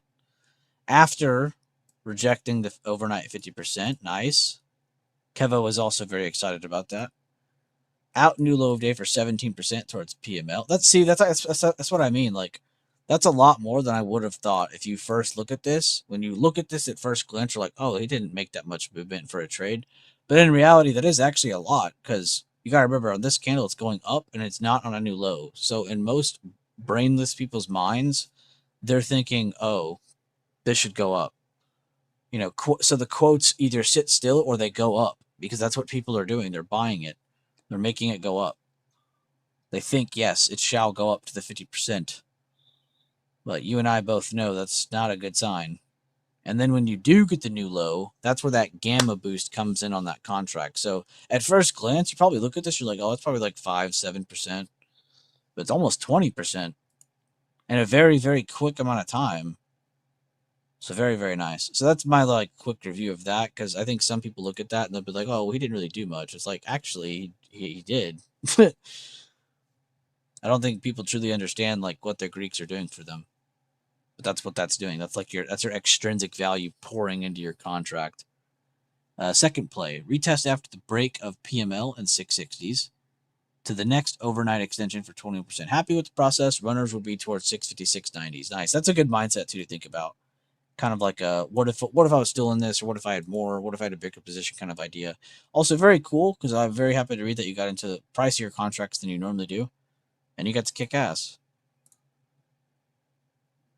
Also, on your second trade, definitely point out that candlestick. That is very nice. That's a bearish candlestick. Very, very nice. Besides that, though, perfect trade review.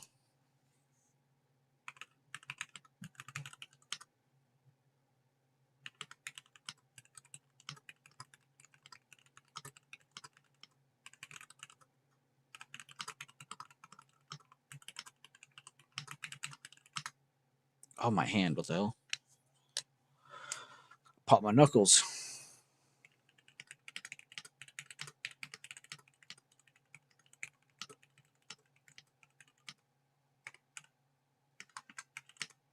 What the hell? Oh.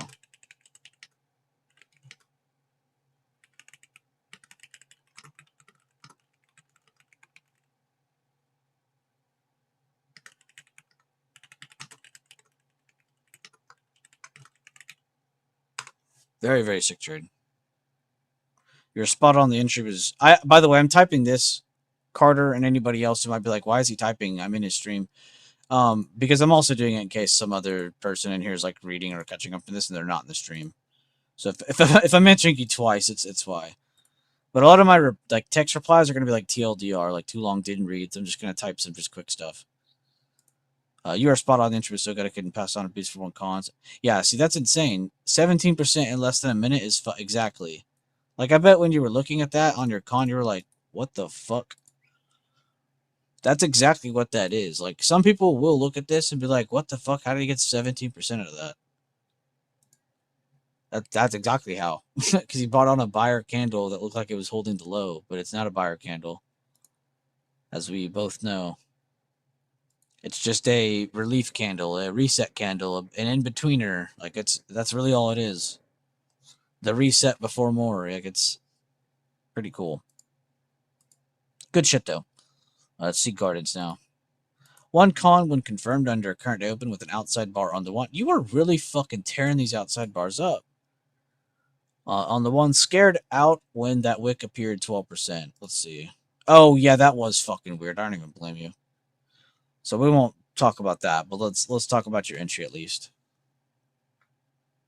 So our open was here. And you kind of got into the candle after Carter got into that one. He was taking profit on the bottom of that candle, and Garden was like, no, this is definitely going more. Very, very nice.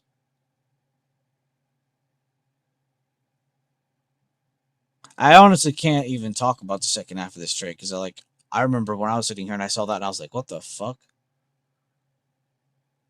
In all honesty, I probably would just keep holding that until like something actually went a direction, but these kind of candlesticks can be pretty annoying. So I'll be honest with you, that just sucks.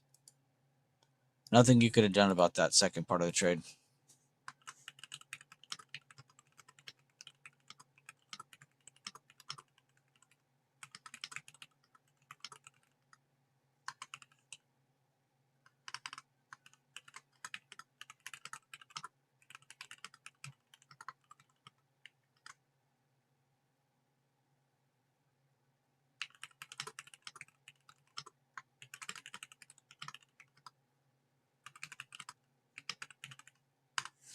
Garden tearing up those outside bars.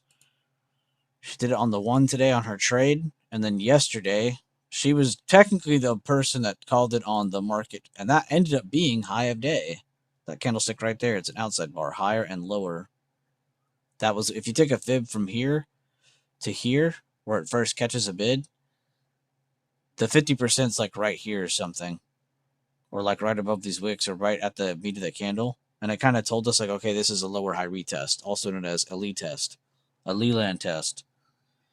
And then that kind of helped us with our trades that day. And then it bounced from there. And then again, lower high of the day, rejected. But it was funny because that was high of the day. And she just did it again on a more micro scale in the 1 minute for a scalp. Very, very cool, guys. Seriously. Great work. That was a lot of reading, a lot of talking, but honestly, I feel like even I get something out of them every time. It's just like, it's nice to go through it like a rep.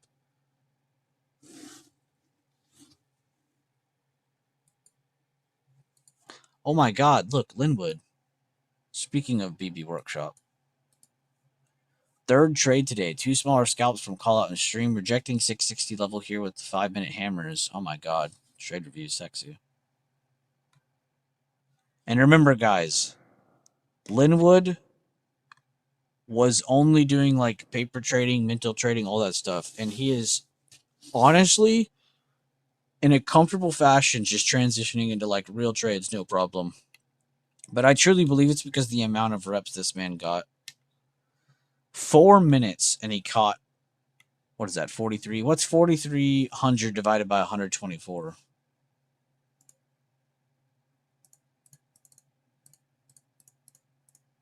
He got 34, almost 35%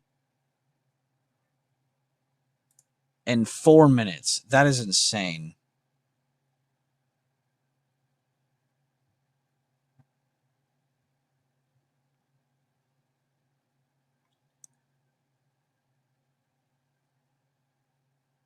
Brother, what the hell?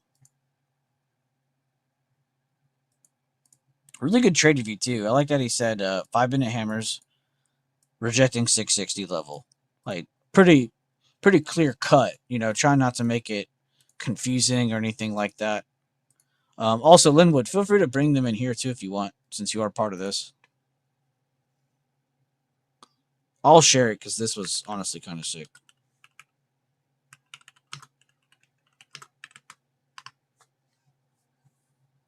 That's actually very fire. I like that you kept it clear cut too. Maddie! Wait, did he actually get through to YouTube support? Hold up. I gotta zoom in on Spy, then I gotta read those. Brother, what? They actually worked. Maddie actually got through to them.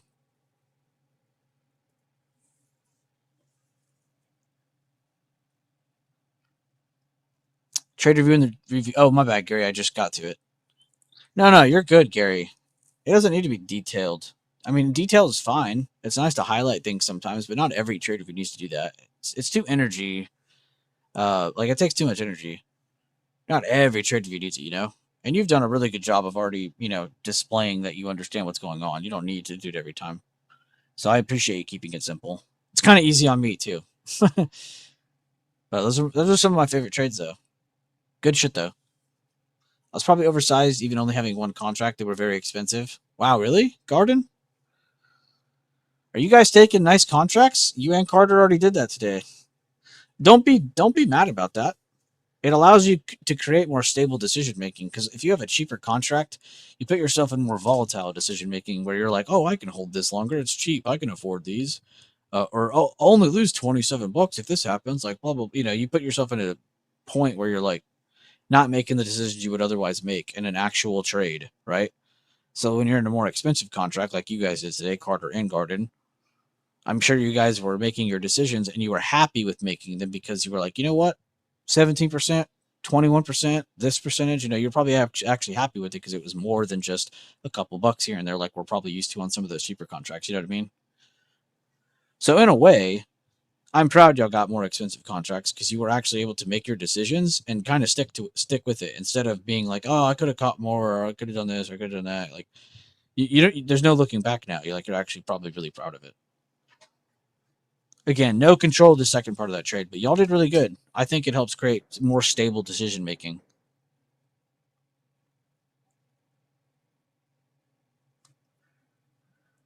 All right, let's get on to Matty Ice, though. I got to glaze Matty Ice for a second. Shout out to Matty Ice. He donated 5 memberships to the channel, and I actually recognize most of these people. Elisa Raider, Jake, Merlin Trading, Mike Will, and Chef B all got a membership from Matty Ice. I don't know how he did it. He refunded it, and I redid it. Oh, okay. Damn. Wait, so someone actually answered you. I take back everything I said about YouTube. I'm sorry, YouTube. That's crazy. That's like Steam level response. No, that's like better than Steam level. Damn, shout out Google, shout out YouTube for the one time. And guys, we've had a lot of different memberships gifted today. Please make sure if you're one of those people that somehow got one, to please take advantage of it. That's a whole month of just different stuff in here. There's over 100. I think it's like 160 something videos. But you can either go back to the beginning, you could start at the end, go from there. You could go through some of the different things. You know, it's really whatever you want. There's also posts in there that are for like members only kind of stuff. So check that stuff out. But yeah, take advantage. If you have any questions, feel free to ask me either on here or on Discord. So yeah, I appreciate you guys. Thank you guys. Thank you, Maddie, again. Seriously. Fipo got one, and then Kevo donated like 10. Maddie donated 5. Like, you guys are kind of balling out today. Thank you guys. Seriously.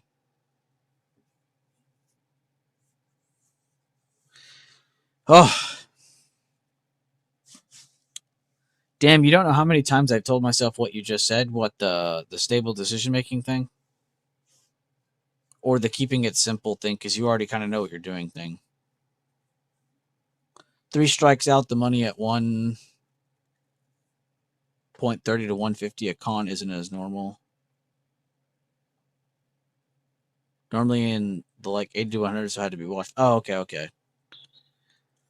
So just a little bit more, but enough to be like, okay, this could be bad if this fucks me.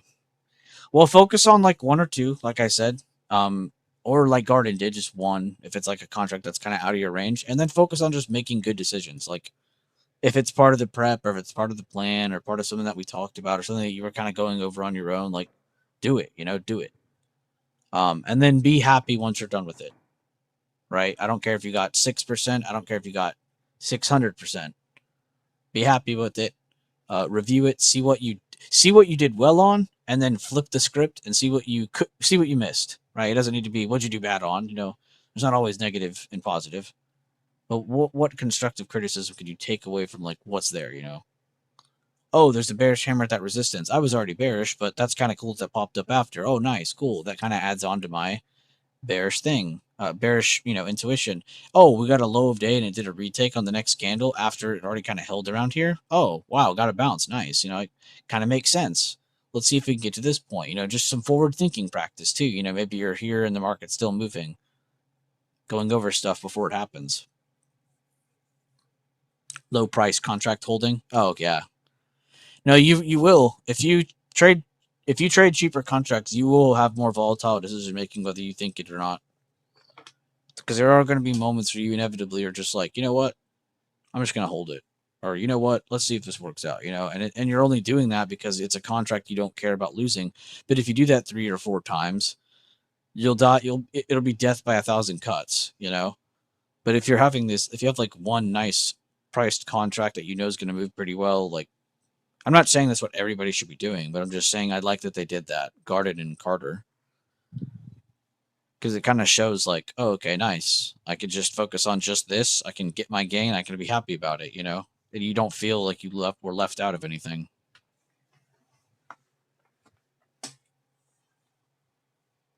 And it's really important you get a control of that feeling now, because imagine when you get up to higher price contracts than what you're at now by a lot more, What if that day happens? You got to be ready for it. You don't want it to be that person that's like, oh, what do I do? I'll never be able to trade this size contract. Like, bro, it's just numbers. But we got to staircase it. Because mentally it is kind of crazy. It's like, oh shit, dude, I could blow my load. I don't mean to lose all my money. No doubt. OB Spy 15. This son of a gun garden. This son of a gun garden. And you know what's funny? She knows that she can call it out early. Does anybody want to answer that? Does anybody want to answer why she can call out the outside bar early even though the candle hasn't even closed? Why can Garden do that? Why does she know that? You're too smart for your own good, Garden.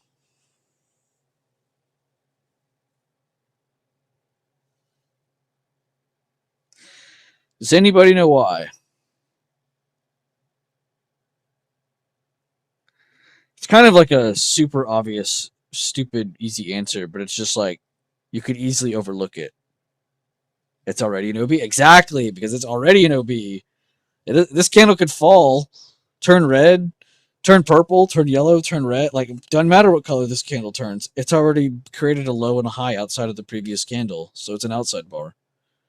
So she can call that early because it's not early. Isn't that cool? So now we know for a fact that there's buying pressure holding 657. Not just because we see some candlesticks on the 1 or the 2 or the 3 or the 5. We actually do see an outside bar appearing on a 15-minute time frame. Now, does this mean we're just going to skyrocket back to high of day? No. But this could be the start to a longer process of staircasing, right? As we all know, base build by the dip method does not just happen over the course of 1 or 2 candles. If you guys have no clue what I'm talking about, click on the playlist on the channel. It's literally called Base Build by the Dip, BTD. But a lot of cool little short videos. But yeah, so that's kind of the process we're looking at now. But very, very good eye by Garden. After I just got done saying how she's been spotting every outside bar in existence. You didn't call this one out, huh? You didn't call this one out? No, I'm just kidding. She's doing really good though, and I feel like that really helps because even if it's something you're like already, let's say I'm already like potentially turning bullish, and then she spots it, like it should just reinforce something you're already looking at, right? I shouldn't be like, oh my god, I'm buying calls, but it should definitely add to that, you know. Also, I'm curious on tech. This is the one that's important right now, in my opinion. I think if this goes up, everything can go up. If this doesn't move, there's a very good chance that a lot of us are going to be going to go take a nap or finish the day without looking at a chart again.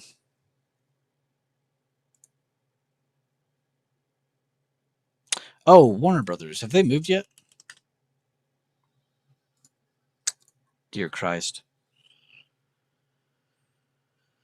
I guess let's go take a look at that contract, see if it's moved at all. We're trying to short this right now for anybody who's wondering.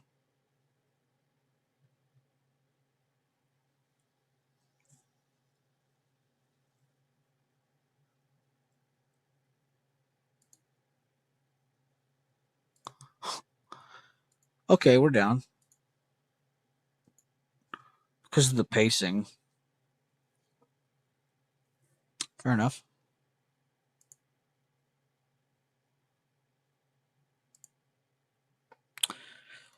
I guess I'll have to check on this in like an hour.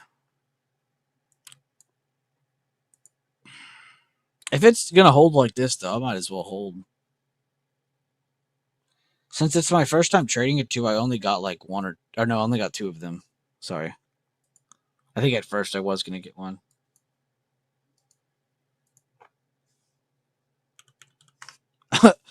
Andrew went into the Discord and said, damn, what did I miss?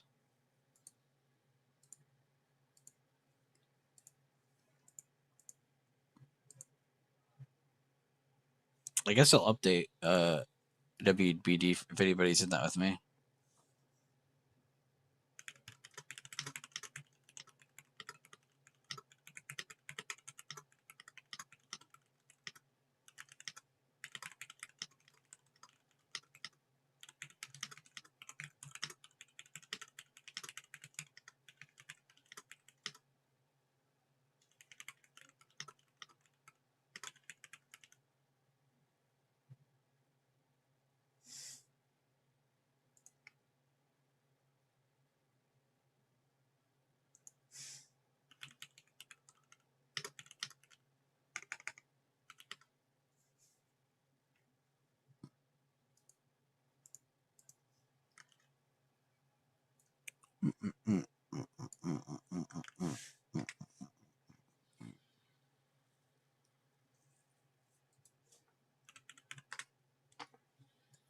And yeah, XOM, man. I went from like, we bought calls here, did kick ass, and then we were like, let's see if we can get round two. And then it did this that next day.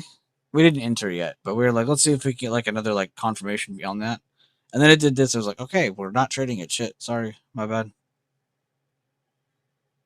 But I am going to keep XOM on watch because that is an interesting weight.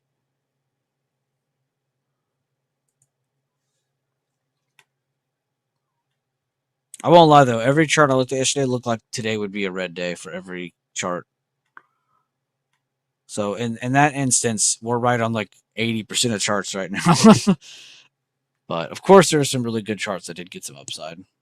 As we can see, crypto did get a little bit of a bid today. Nothing super crazy yet. Is that Walmart? Dude, Walmart looks horrible.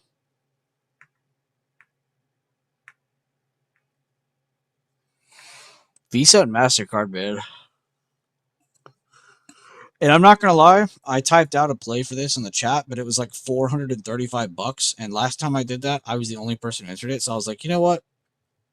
I'm just not gonna call that out for the chat. Because it was so pricey, but I am glad to have seen it work out though. Besides that, I don't think there was anything I was like super hell bent on. I did like the levels on Google because it looked like a good setup for like, oh, this is probably going to come down, you know. Pretty obvious candle rejecting all-time high. It's like a liquidity grab. Like it went up above it, failed it, pulled back. It's a big hammer. So kind of looking to see if you get that red reaction. And they actually did. They went all the way down to that day's gap down 50%. Which is crazy, which I think I drew that wrong. But either way, it's still a good level. Avgo. Actually, we haven't touched this in a while. We did short this from here or somewhere. I don't even remember anymore now. It's been too long. Let's come back to that though and see if that's going to give us another setup. I pretty much just wait to see if my scanners have a trigger, and if they don't, then I come back to these charts and then see if like there's a big weight that possibly has a signal. Because I'm not going to lie to you guys, I saw a lot of people buying like dips on tech stocks, and I had a lot of tech stocks on watch too, but you know, we didn't pull the trigger because there wasn't anything to kind of like back up anything. Like now I'm seeing some stuff like Nvidia's like kind of looking like one. We're about to have earnings on Nvidia. That's not really fair to buy longs on that when it has earnings this week. That is the only big earnings this week, by the way.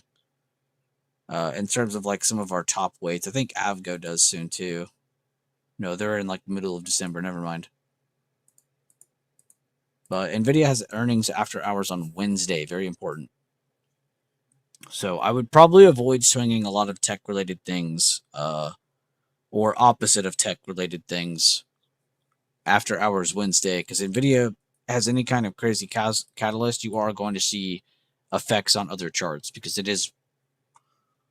Actually, before I say the wrong answer, oh, it is the market's largest weight. I keep forgetting because I'm so used to Apple and Microsoft being top two, but Nvidia being the largest market weight is pretty important.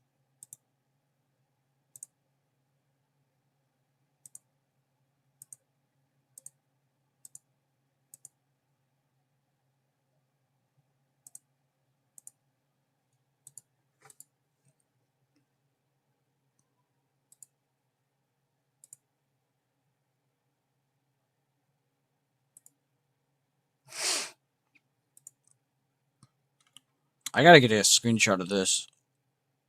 This is pretty cool.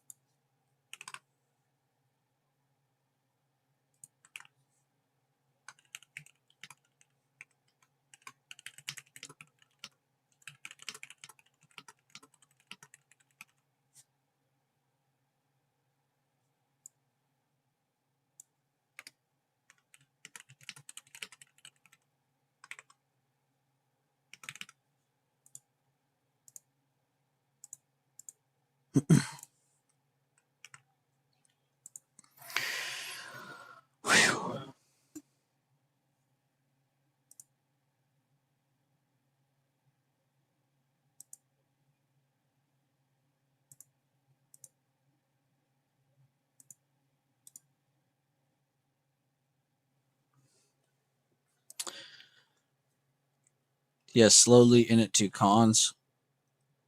Silver above, open, trying to join. Oh, Risen with the silver callouts. I love it. Yeah, I don't mind the gold and silver updates. Now we have an outside bar on the 5 as well. Garden, what are we gonna do with you? Oh, 5. What am I doing? This one? Oh my god, it is.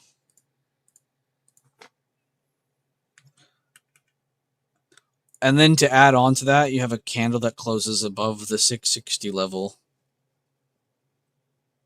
You might actually be seeing the buy the dip happen earlier than I expected.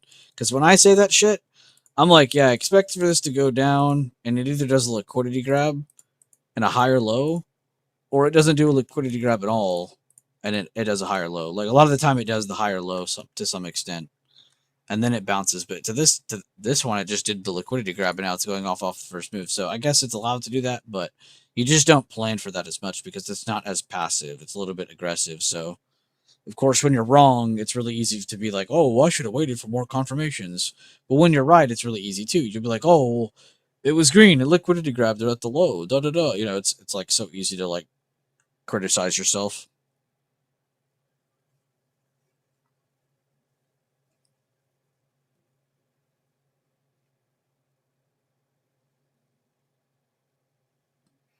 Yeah, and the pre-market low, that same area.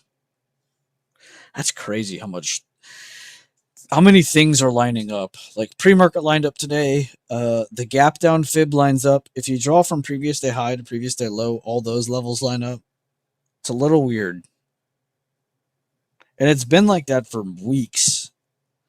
And if you notice, all my levels have a 50% on the left side of them. Like almost all of our levels recently have been like a 50% of a gap up or a gap down or of a move down or of a move up, like the whole leg or something. Pretty crazy. Remember, guys, I said I would end the stream in 40 minutes. That was about 36 minutes ago. So if you guys have any questions or comments for me in today's stream, please feel free to throw them out before I end it. But yeah, I'm honestly proud of the start of this week. Yesterday was honestly 10 out of 10. I'd be lying if I said today wasn't also 10 out of 10.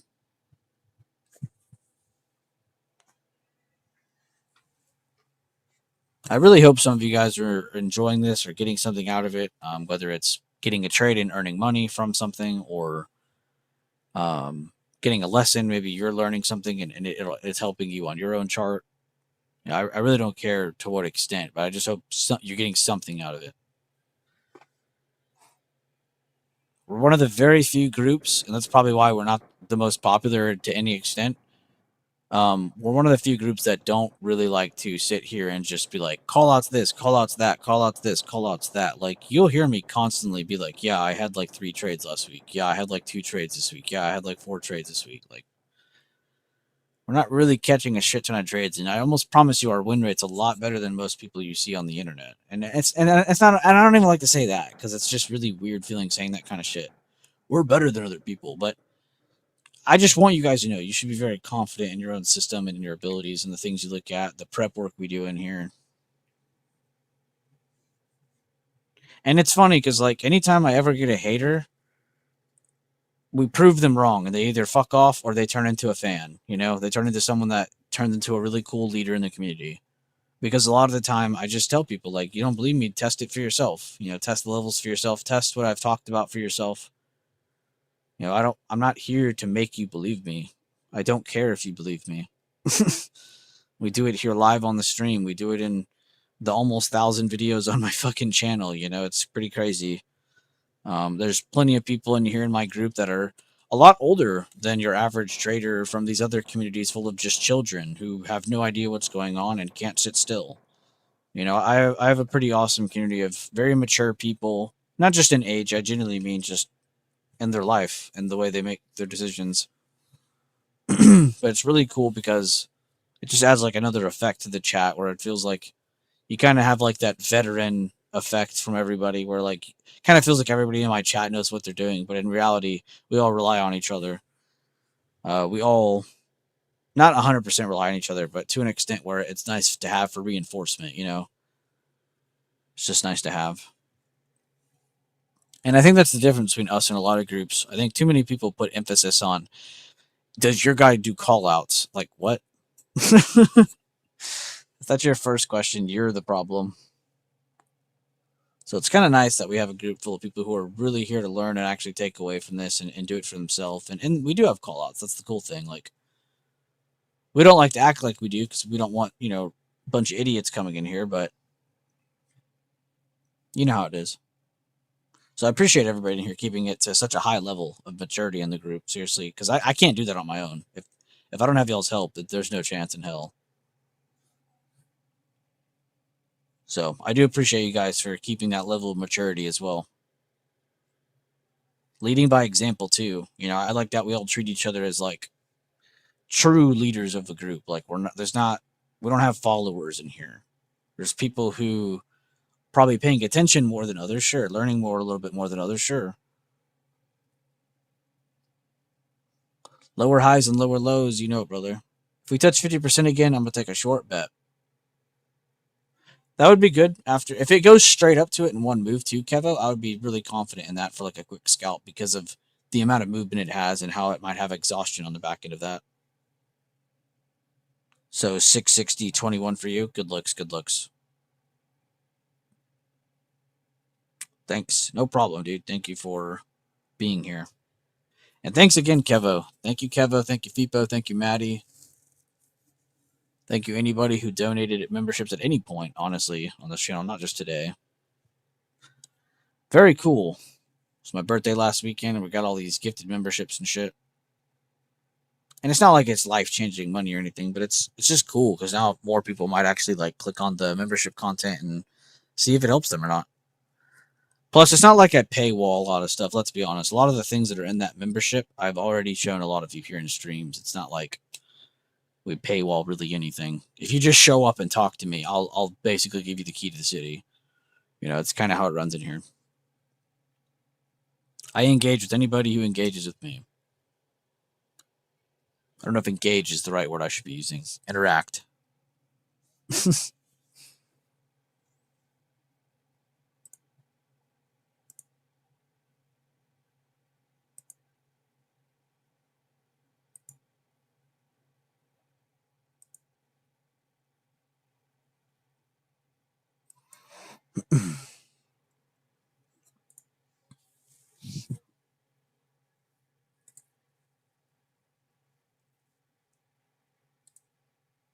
Again, one last time. Any questions or anything, please feel free to throw them out. I am going to be ending the stream soon. Bueller, are you streaming tomorrow morning too? I'm going to be honest with you, I really don't know. Because this is like the 6th week in a row where we've just completely kicked ass on Monday and Tuesday. And it almost feels inevitable that we will not have the greatest of chances that 3rd day in a row. So, to be honest with you, I don't know. And if I do stream, I don't know if I'm going to trade.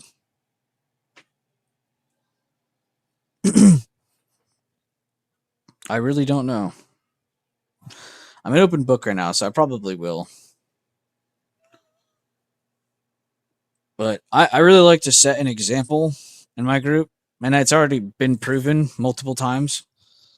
But if I don't stream on a day I don't think that will do well, a lot of people in my chat will not trade, which is good. So I don't control them, but I know when I don't stream, a lot of these people don't overtrade. So I try my best to not stream on days that I truly think higher probability chance shouldn't be doing anything super crazy. And if I do stream on a day like that, I try to make that clear as well. And I'm not trying to be cocky, but the last 2 boring days, I called out perfectly. We've been buying every dip except this last one because this last one was the first one that actually looked like it was going to keep going down, right? If you guys are going on X or Twitter, wherever you want to call it, or Instagram or Facebook or whatever, you're probably surrounding yourself with a lot of different market opinions, and it's going to put you in like a fear zone or a greed zone. And you're going to be thinking pretty heavily to one side. So make sure you keep yourself open.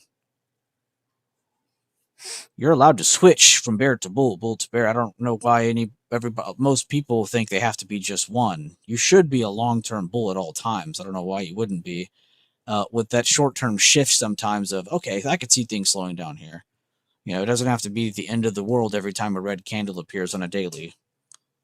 So I think that's important to understand as well.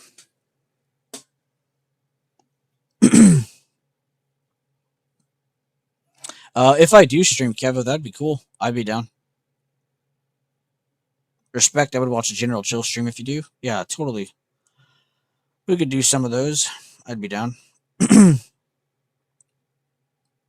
I have to be careful though, because sometimes I let time just fly by. Because I don't like to just sit in here and be quiet, because I talk a lot in here. If I'm not trading, I'm going over something. If I'm not going over something, I'm talking to you guys in the chat. So yeah, I try to keep it full.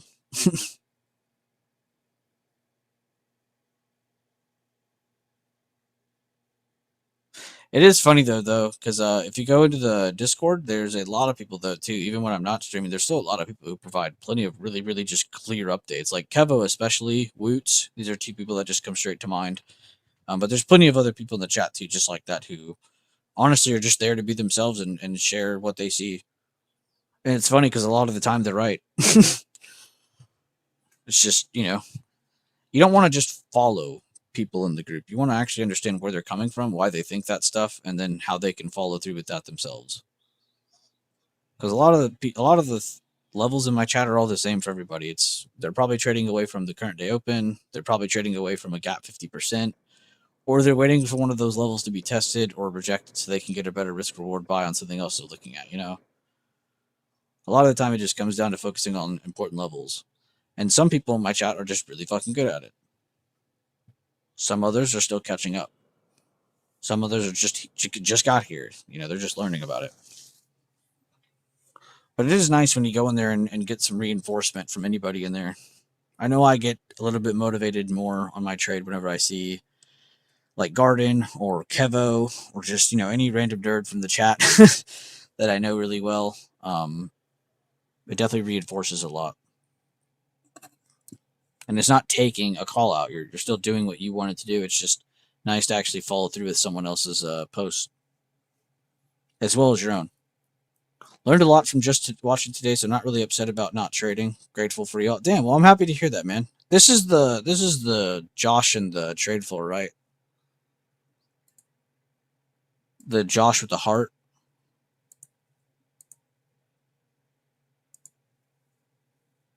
Just triple checking that. Okay, yeah. Just making sure. And yeah, glad to have you, man.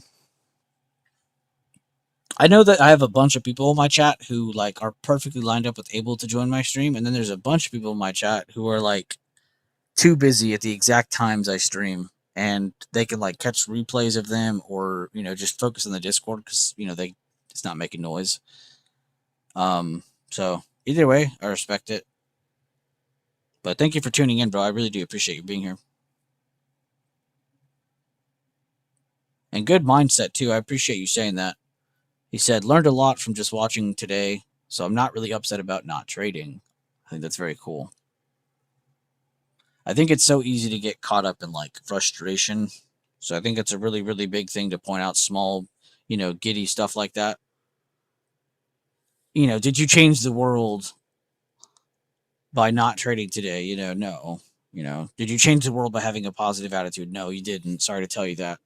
But you did definitely change the POV for yourself. It's not the worst days. You didn't miss anything. You still learned something. You got to go through some stuff. It was still constructive to an extent. Good shit. I'm happy you keep the recording because I like to go back and see the mornings when I work.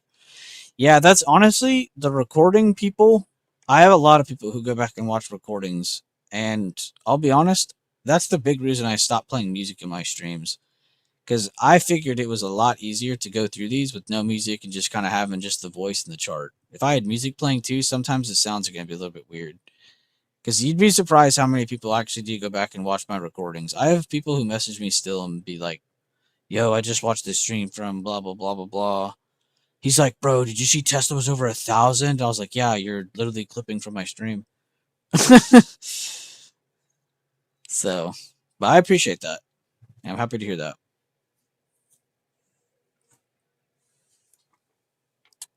It's pretty cool what a little bit of a good mindset can do to somebody.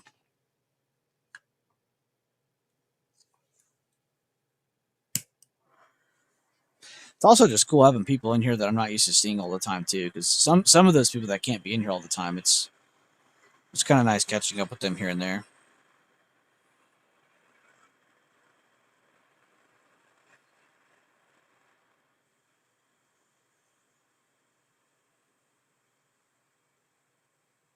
I also have to be open-minded about that too, as the person who's the owner of the group, because like sometimes I'll go over something and then somebody in Discord will be like, "Yo, did you guys see this?" And it's something I just talked about, and it's like I can't get frustrated because they weren't in stream. Not everybody can join stream all the freaking time, you know. So I can't really like hold a grudge against anybody. Gotta be mature.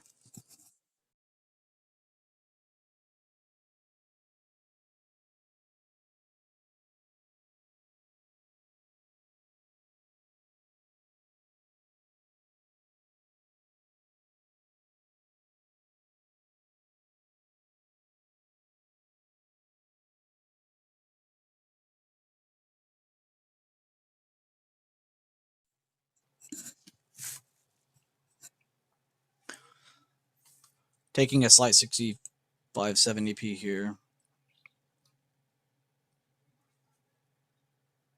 Oh, I mean, it was a good reaction off the open, though. I see why you like it.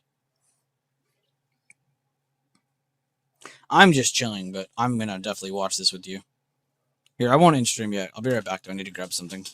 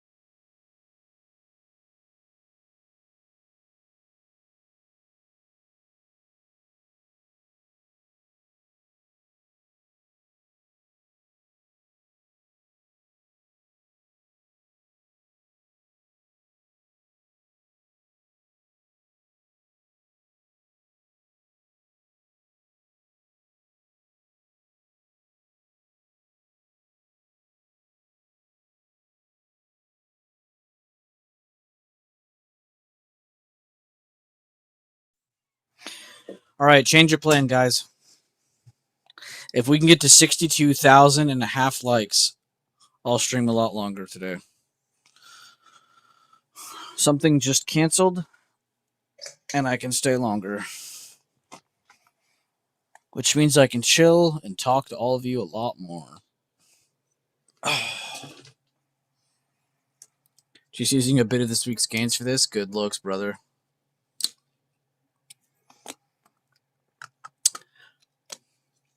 No, not 62,000. I was just kidding.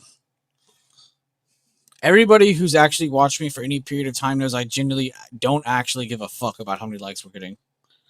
I don't even run ads on this channel. The only way I make money on this channel is through like the membership things. If people buy the $5 thing, that's the only thing I make. Plus, I think ads are cringe. People who rely on ad revenue are cringe. Been trading in the Discord since 2020 or 2019. Yeah, it's been a long ass time. Here, let's look. Too damn long, you ask me, brother. No, I'm just kidding. Let's see though. Profile. He's been on. Oh, he's been in my group since May 18th. Wow, that's a day before my youngest brother's birthday. May 18th, 2020. So yeah, you've been here for 5 years. Actually, that's 5.5 years on the dot. 5.5 years on the dot to the day. Quick maths. 5.5 years. Damn. Yeah, I can't lie, man. Kevo's one of the few people that I've had for like a super long period of time, and they were active like for a majority of that time. Like, because there's always people, and I'm not judging, I'm not hating on anybody, but I have a ton of people who have been in here for like 4 or 5 years, and they'll just stop in every now and then, and just say hi or drop a like on the stream. I have like probably 200 people that are just like that. So you don't ever see 200 people in here, but you'll see tons of random people joining here, like, "Hey, Billy, what's up, man? I haven't seen you in a while." It's because I have a fuck ton of people like that. We've just been around so long. I don't know. Plus, I don't blame people. It's hard to like sit here in a community and talk to somebody for 5 years plus. Like, that's just crazy. Kevo's just built different.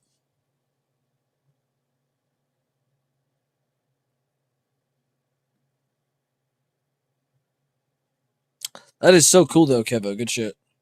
Shares I've been buying since I turned 18, used all my summer money and put it in Apple and Microsoft. What a god. Yeah, I remember when my group first opened, all of us were such big Tesla dick riders. And me specifically, I was the biggest Apple dick rider. I think I still am to this day, but I mean, it paid off. It paid off. It allowed us to catch plays like Palantir. It allowed us to catch plays like Energy Transfer, PayPal. Shit, just all kinds of stuff, really. There's so many people in my group, too, who own shares of all kinds of shit from over the years. From Rocket Lab all the way to freaking NVIDIA. It's a crazy group of people we got here. Oh, God, I'm trying to stretch, but I keep trying to like. Previous day low resistance here. Good looks. We also have current day open here as well. It's a very important area right here. Something we don't even have marked because I'm just trying to keep the chart clean, but very, very important level here. Today's open. You can mark it. It's been a journey. I used to want to be like the big guys. I just locked in and studied, learned from the losses. Tesla option premiums were so. Oh yeah, that's when Tesla premium was like. It was like trading like SPX in the money contracts. Every day, every contract was like that. Had to trade smaller tickers, yeah. You guys are a really good inspiration, perfect example of dedication, hard work, and consistency. Yeah, I just got lucky, man. I really did. I got a good group of people with me.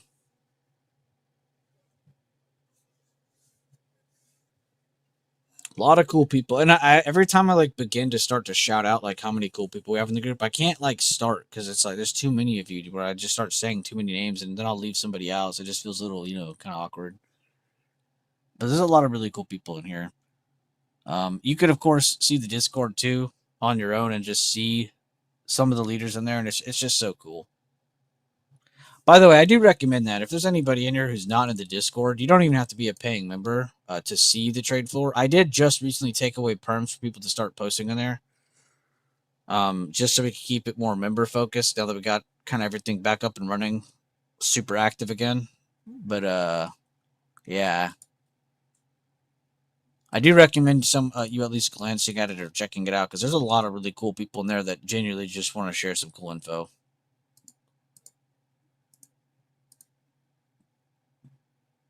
Generate new link, I guess.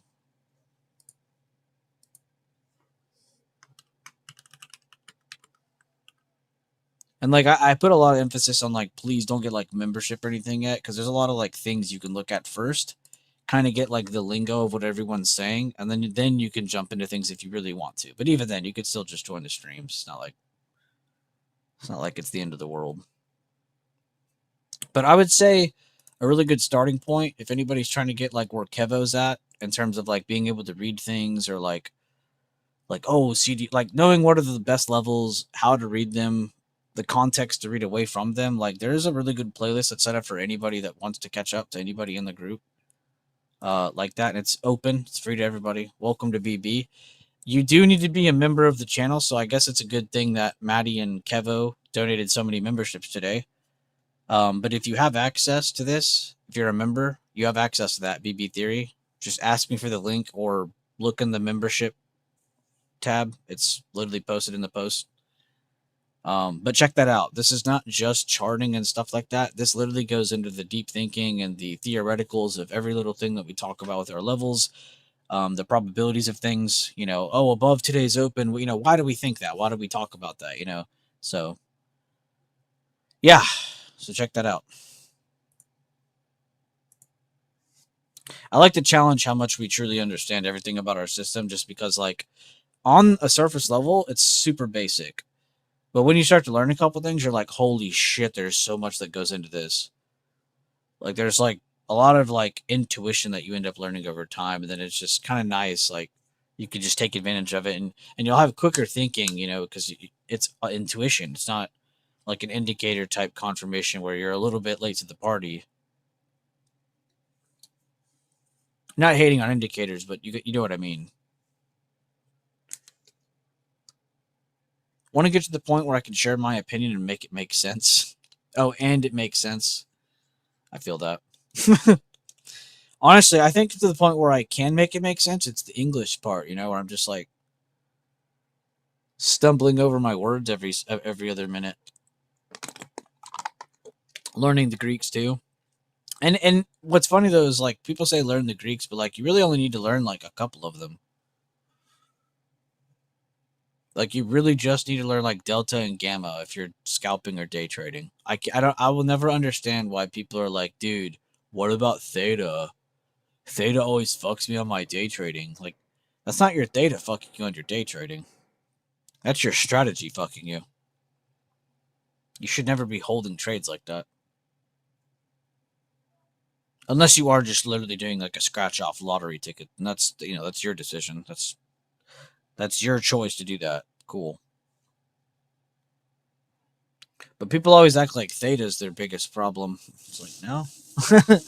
That's the least of your worries. I think what people really need to learn is candlestick patterns, so you can actually see the visual representation of buying or selling pressure. We talk about it all the time in here. At the top and bottom of every trend, it even happened today. You'll see like your inside bars, your outside bars, a candlestick pattern. You'll see these wicks on top. At the bottom of your trends, you'll see these liquidity grabs like we saw today. Wicks on the bottom, hammers, buyer candles following up after that. Like, it's not rocket science to find these candles. It's about what can you do from there with those candles, and that's where we try to take advantage of that. And not even just that, but drawing just the key levels each day. Today the most key levels, if I just draw those, sorry, trying to draw them still. That's what that looks like. This is what all three of the most key levels look like today. And just to keep it simple and stupid for everybody, just to keep it super simple, so I don't have to go any deeper detail. One, for your sake. Two, for my lungs' sake.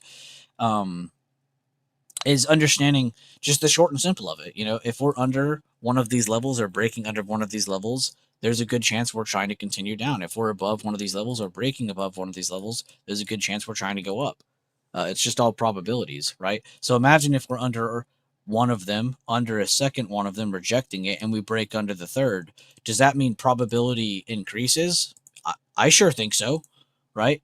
And look how we're getting our most single directional moves when we're finally under all three, right? I'm not saying you need to be under all three to take a trade. I'm just saying you should be focused on taking trades away from these areas, because it does set up higher risk reward, right? Not only do we know, oh, okay, it's bearish if it breaks this and goes down lower or rejects this, we also know, oh, as a bear, I am incorrect if this level starts to break. It suddenly invalidates, and now I'm looking for a move up to 668 all of a sudden, or whatever minor level might be there. I know on our chart it looks a little bit different.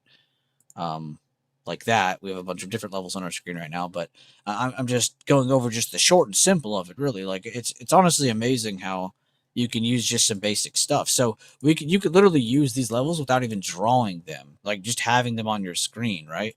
And then applying all your daily time frame levels, zooming back down to kind of take your trades, and understanding that you do have a directional sense of, oh, I'm under this level, I'm under this level, I'm under that level, I'm trying to get into this level, I should be looking to go lower.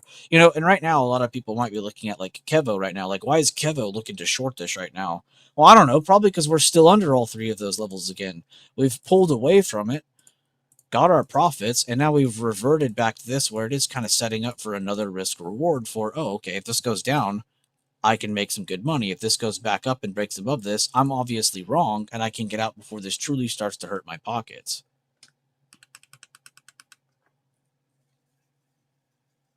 So,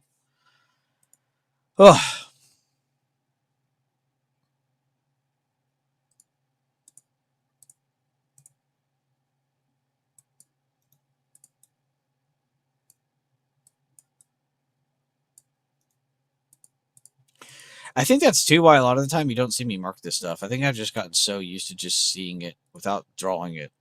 Like, you got that level there, we got that level there. It's like, if you can't see that, that was a great explanation. Thank you, Kevo. All inspired from you, of course. Thank you for all the motivation, inspiration, all the Asians in the nation. Second nature, exactly. That's what I mean. See, I could have just said that and saved fucking 3 minutes of explanation.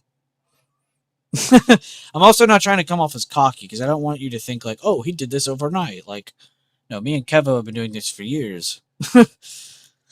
We're just now getting to this point. It's not like we're like geniuses or anything. Like, it took a lot of hard work and just grinding and just reps, really. Like I said, reps. I really do believe in that. Reps are very important. Also, yes, I had to lock in and write. Fair enough. Do you guys feel like journaling helps? When I watch some streams, I like to write down the important details you mentioned. Me personally, in the beginning, it did, but then I think I just kind of grew out of it. I don't know, because I have an entire notebook that's full, like, from cover to cover, it's full of just me writing in it and shit, and it's crazy, all kinds of different things. I know in the back I have like all my weights. I was like doing weights and sectors and stuff. In the beginning, I think I was like focused on like candlesticks, and then I did volume, and then I did indicators because I was just trying to learn like everything I could. And then it just turned into like, all right, what do I like the most? Slowly grew out of indicators. But I really liked the template of indicators, like what they did, like retest, breakouts, like so that's where I get that from. And then like the swing strategy, I mean I still use indicators for that because it's just easy. But for like smaller time frames, it's just kind of nice to use what I prefer, just key levels. And then the system that we have are key levels that have thinking behind them. Like, if we're above this and we're below this, this should range. If we're above this and we have this level a good amount of distance from it, it could definitely test towards that, because there's room towards it, and vice versa to the downside. Like, it's very simple thinking, but you'll see if you watch the BB Theory playlist. That's what I would definitely go like. If I was someone new in my group and I had access to fucking everything, I would watch the BB Theory playlist, and I would open my notebook and I would have an entire section just for the BB Theory playlist, because that will teach you how to read the levels correctly and in the right order. And that's another reason I have these videos. And these are free right here that I'm about to show you. It's not like I'm paywalling every little thing I go over. Like, I think the only thing I've actually paywalled is like the courses and the playlist, and it's not like I'm actively, selling those all the time. Like, hey guys, buy this, buy that. It's just weird. But what am I doing? PEMDAS. So, if anybody remembers from school, does anybody remember PEMDAS? This is like the way to read mathematical equations in the correct order without fucking it up. I'm still journaling. I just started a new book on sectors. Legend.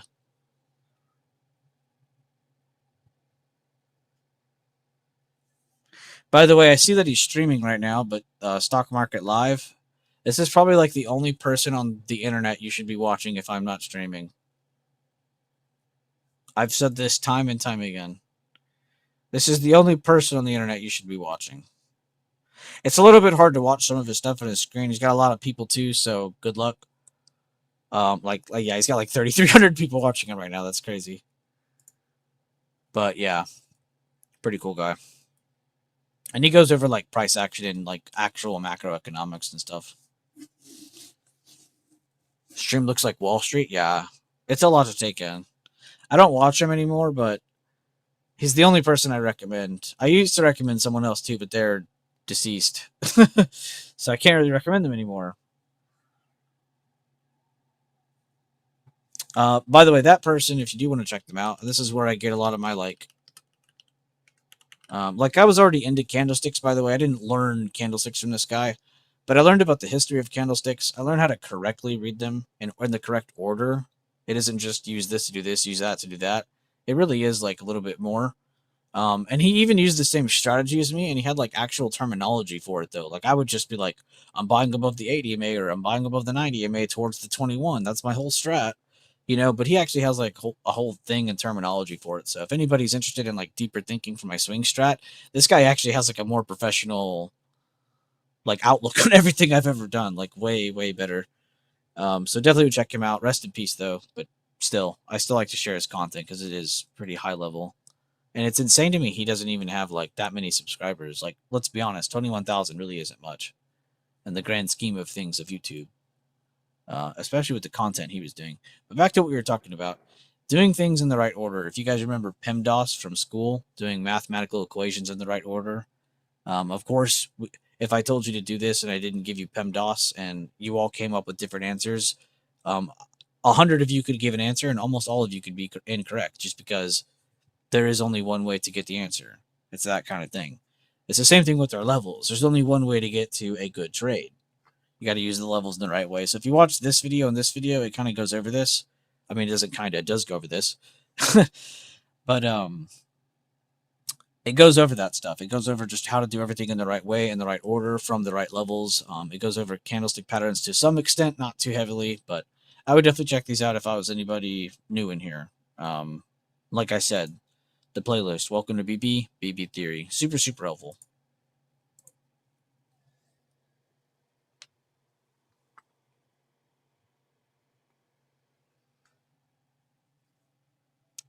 And good looks, Kevo. We're still seeing some weakness under CDO. We'll see if we get a more pullback away from that and a break of 660 again. Pretty slow price action now, though. But a lot of indecisive candles. How do we know that? Because we have a lot of wicks on both sides of both candles ever since we got up here.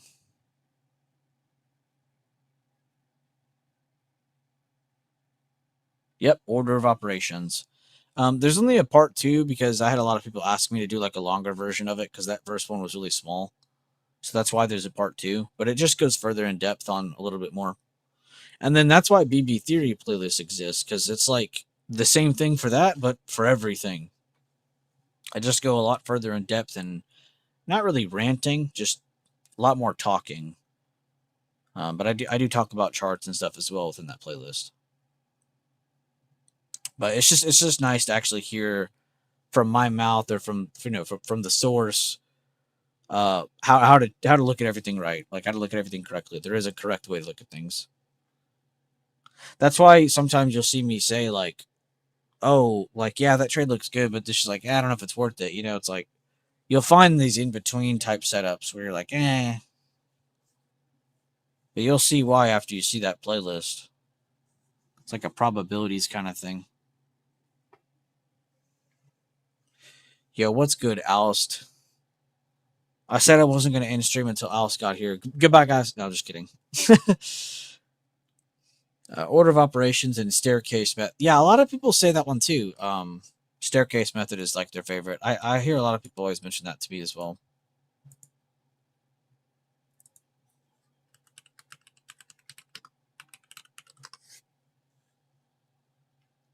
That's crazy. 635 views. It's just probably like, it's funny because this video being posted too is probably like the 100th time I've gone over it. This is just the first time I probably had like the energy to post a video on it. But yeah, I really like the stuff like this because it's like you're having to zoom in and look at every little micro piece, and you truly start to understand like what every little piece means to the puzzle. Like, because it really is like a big puzzle, and like you're getting like piece by piece by piece by piece, and you're almost trying to guess what the rest of the puzzle is before you get to it. But you're not. It's not guessing. You know what I mean? What a weird way to put that, but.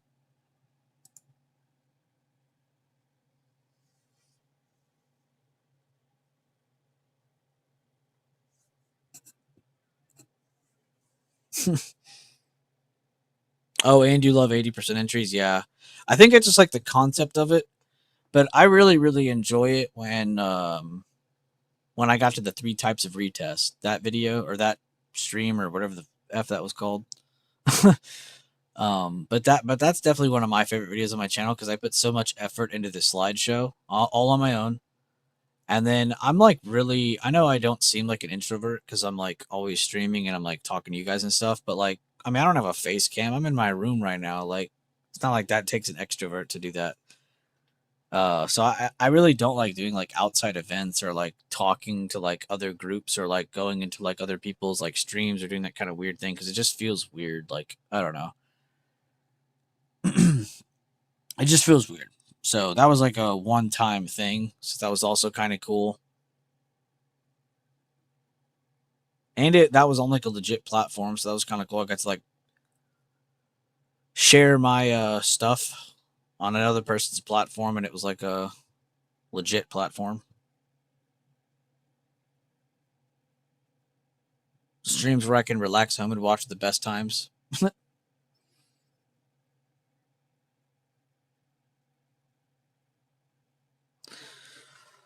Oh man, what a really good 2 days.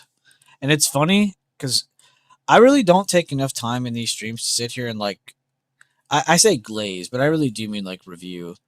But like we really do need to sit here and review like this shit in this channel. I mean, I'm not even trying to glaze myself, but it's the prep. Like, watch this wording. Is this for today's? Yeah, right here. This is my favorite part of today's plan, right? And this is posted yesterday before yesterday's market even closed because I was so bored. I was like, well, fuck, I might as well plan tomorrow out.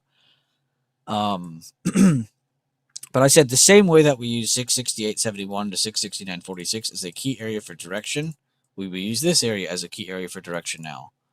Just to kind of reflect on what the hell that even means. Yesterday, we were using this area to help us with either going up or going down. And then if we had other cues, like going up away from it and not going above 674 and like bearish stuff happening, then we could go short.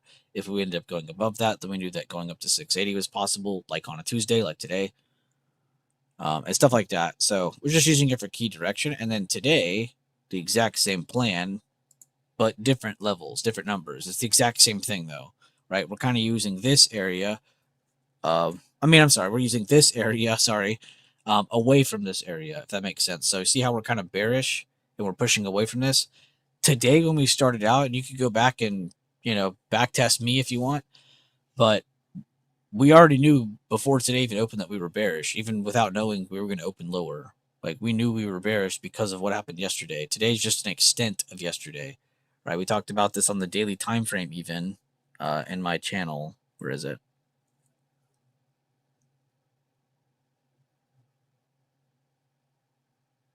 Oh yeah.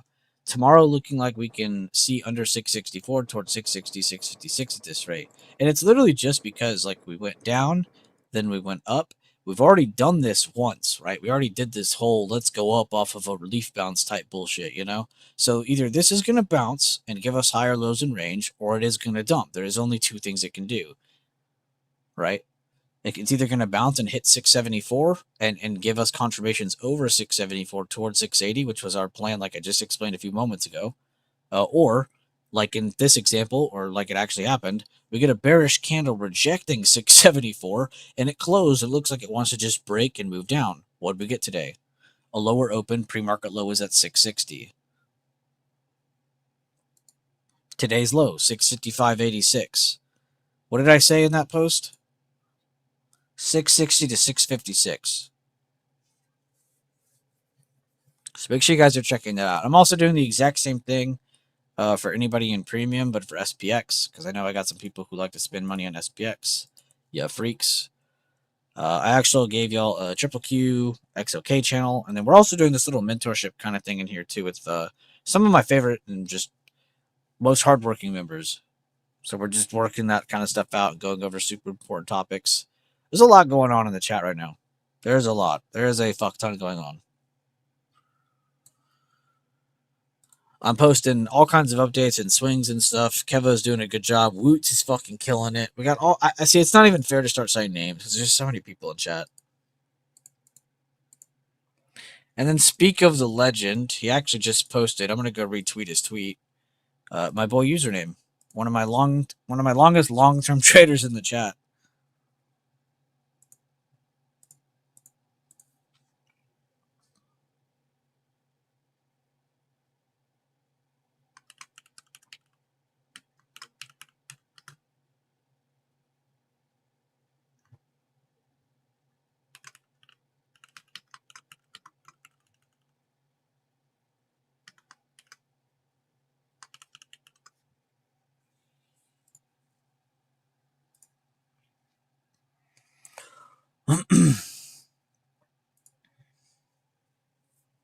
I won't lie, just click notifications because it always annoys me when I see the notification has a number on it.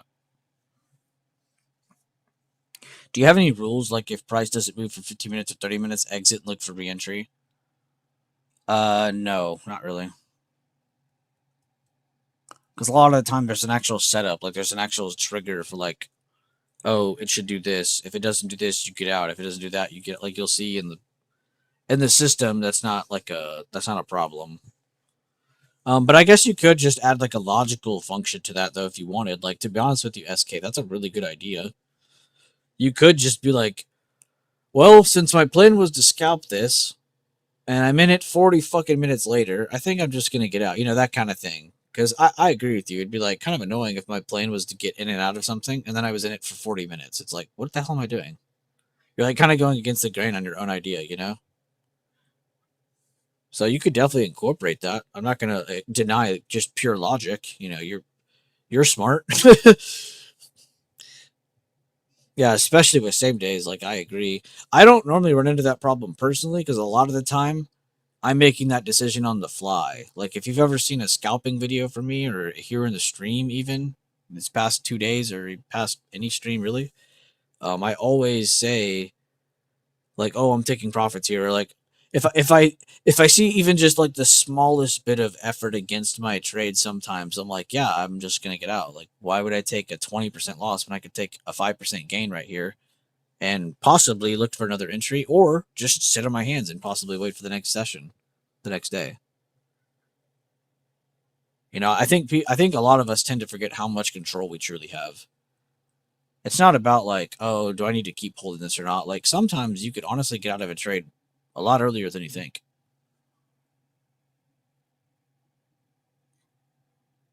But based on logic, you don't just get out because you feel like getting out. That would just kind of defeat the whole point. But you could definitely incorporate that, SK. I just know that I don't run into that problem. And if you are running into that problem, your trade parameter is a little bit too wide. Like, oh, I'm going to enter here and aim for $4 away. It's like, so you're trading within a $4 range? That's just like kind of crazy. I think a lot of people too have a high. I'm not saying this is SK. I don't think SK thinks this, but a lot of people have high expectations of how much price is supposed to move for them to make money. Like on a SPY scalp, like a same day, people really think that it needs to move like $3 for you to make any money. It's like, if you're entering at the right part of the charts, like around the open or 50% of the previous day, or gap down or gap up 50% level, like you already around a really good risk reward level.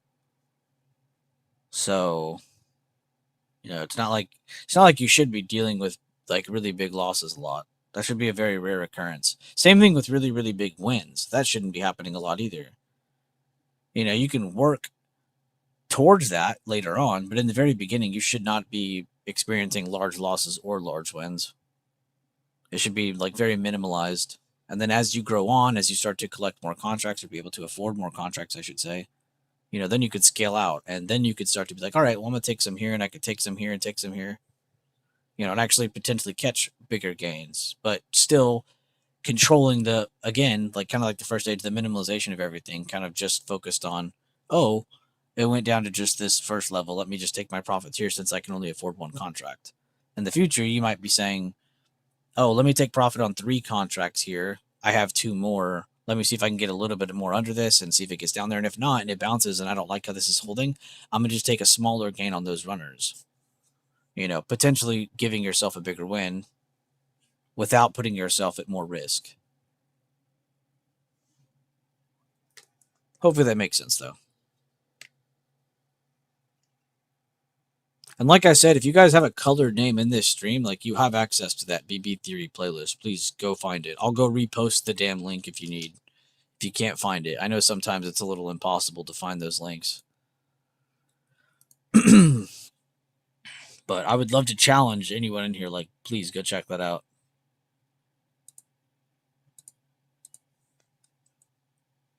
I should be selling this playlist on Twitter,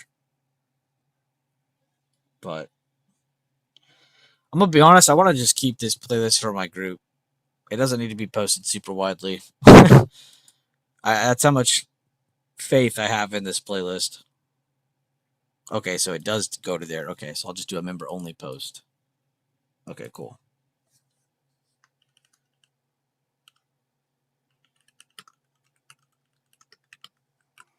All right, if you guys go to the membership section, the playlist is reposted, everything. So if you somehow can't find it because you've been scrolling, it's actually not that far of a scroll. It's 7 months ago it was posted, but it's only a little bit of scroll. It's like 3 scrolls. But it's reposted if anybody just for some reason can't find it.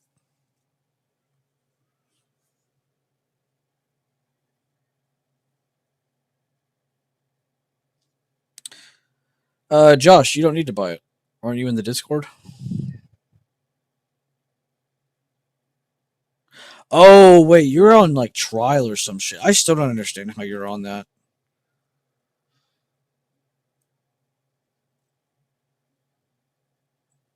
Is it a trial that you're paying for, or is it a trial that someone gave you that you're not supposed to have anymore? Because that's typically how the trial rule works. You don't typically have it that long.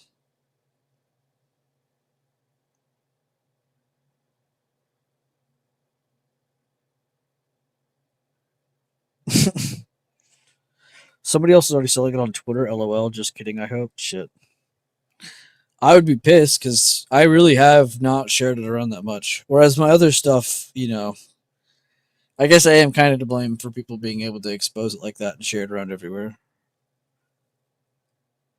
That's just people being shitty, though.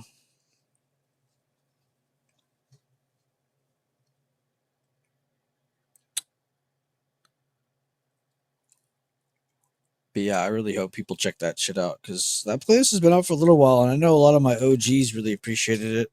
I guess I could show the vote. I don't even remember what it was. But if you're in my BB Courses channel, you're someone who owns my course, you paid for it at one point, you have access to this like extra server. It's not for like checking for active posts. This is just where I store everything. There's also a movie night voice channel there that we have yet to use. But I did like a vote. Yeah, 75%, 10 out of 10 did, and then 20, the rest of the 25%, 7 to 9 out of it. Pretty cool. No votes on decent, no votes on it was meh. Which they totally could have. You know, I don't even think I could see who voted for what. Oh, yeah, I can actually. Oh, that's fucked up. Lag to Death put 7 to 9 is great. That's crazy. I knew he hated me.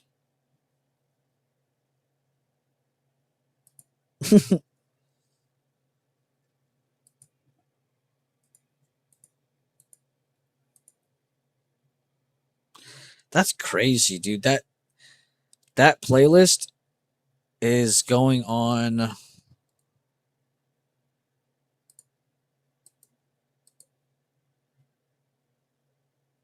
It's 7 months and 5 days old. Holy shit, dude. Time has been flying.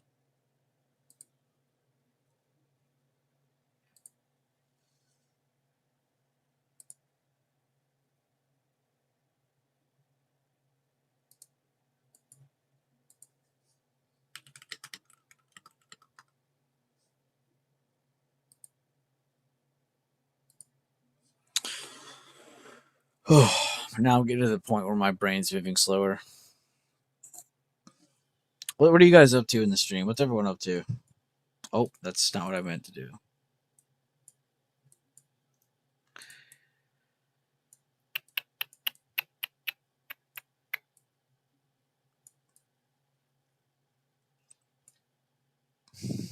funny. I could have just had the chart like this all day.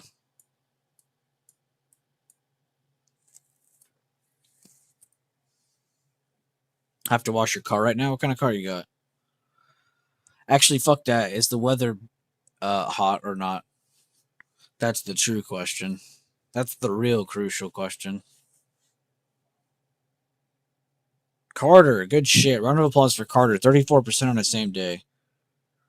I cannot wait to read that. Round of applause for Carter. That's my dog. Making a big batch of pancakes and watching the market. Okay, you need to chill out. You're going to make me way too hungry. She didn't just say making pancakes. She, of course, had to throw in a big batch of pancakes. Mmm. Damn, I'm actually so hungry for pancakes now. Bro, breakfast at any time of the day is good. Based garden as usual. Managing my SPY position in shares from 659-ish. Okay, Alst, I see you. Are you still in Intel or what? I haven't even been looking at Intel, but I had to ask because I forgot about that.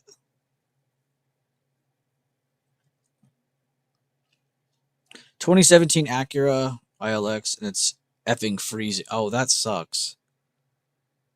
I was literally going to say, if it's too hot, it'll suck. If it's too cold, it'll suck. Anything in between, you're fine. That sucks. Well, good luck, other Josh.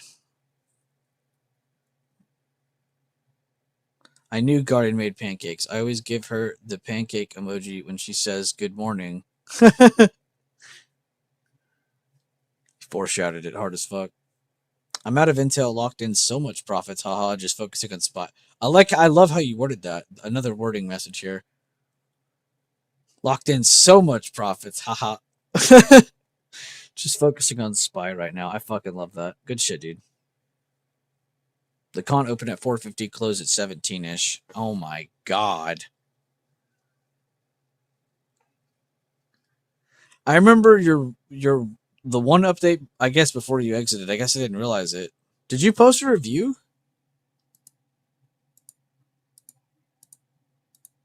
I had to have reacted to it if you did.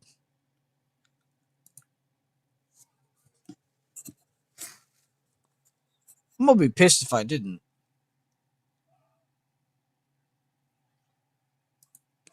Kevo. Oh my, we almost got.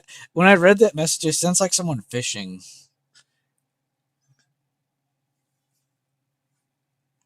Love a clean day. I'm done. Love that for you, Carter. Good shit, dog. Let me know if you posted that. I'm sure you did. Oh my god, D-Touch. Did he catch another triple Q trade? Brother, y'all are insane today. Look. He caught one. He just caught one. Alright. Current day open / previous day low retest. Love that. Second lower high. Sees key information here. Scroll back up to Carter's first trade. Or first two trades, he said. Second higher low. Then he says it again here. But on a lower high. What's with this second thing? 5-minute outside bar. Stop losses retake at current open / PDL. Out 34%. Oh, okay. So you're seeing some good weakness against it, and then you were like, you know what? I kind of like this. I'm going to take my risk on it. Had to sit through some more lower highs, but my goat doesn't pussyfoot. No, he holds through. He didn't see anything that scared him. I mean, to be honest, I wouldn't be scared yet. This did pop above your entry, but it was under that, and that was under that, and then it gave you a good move down, and then you would have probably felt a lot of confidence. I don't even know if I would have blamed you for TPing into that level. But I actually respect the fuck out of you for trying to hold that. And he did. He got another hit into that level where we were holding a support. Went down. A little scary because you don't know if it's going to hold as a higher low or not. But you don't know because it literally just broke that low, that structure. So that's a very good sign for sellers. Sorry, I almost said buyers. And then you got another lower high. This is under that. Just like we said, this is under that. The second thing, it's kind of like double confirming everything. And then he got another move down. Honestly, this is a very sick trade. All wicks on the 5 minute. My bad. Let me put a fire there.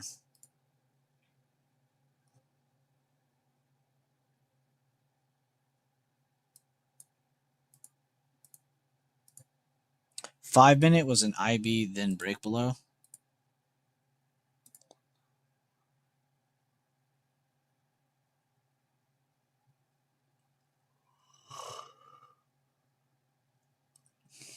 Oh yeah, there is an inside bar right there. And then there's one here too. Or outside bar, I should say. Inside bar. Breakdown. It's kind of like telling you, like, hey, this should go down more. It's still kind of telling us that right now, honestly. It's still saying, hey, it should go down more. It just probably feels weird because it's 11:30. It's the middle of the day. So you probably have lower volume because it's lunchtime, but the price action is still pretty clean in terms of like what it's trying to tell us.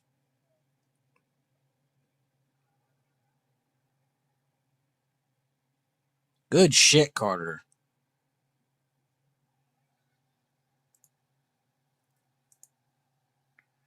He's really on fire, man.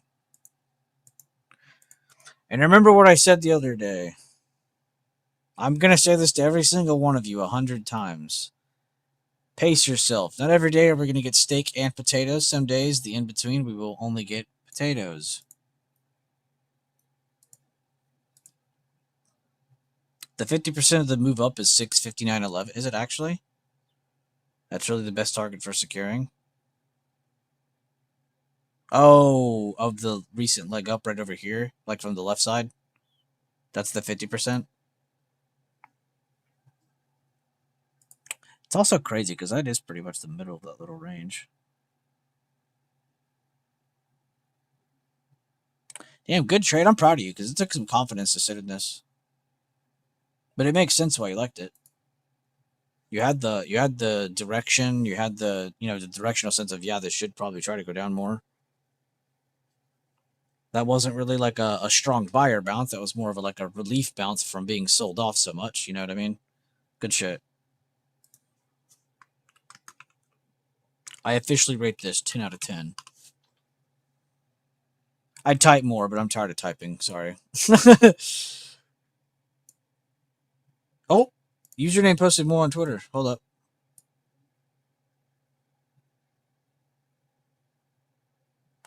I'm not saying we did, but what if we did? Ethereum never got the exponential move, so altcoin season must be just around the corner, right? Right?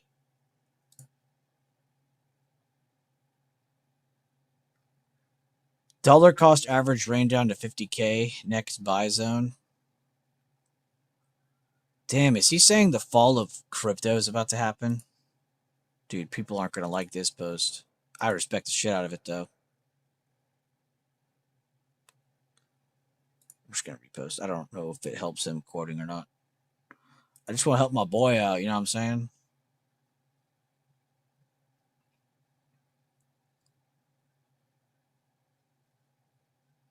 I make sure I retweet all his shit. Oh, I think I quote tweeted that. That's why it looks like that.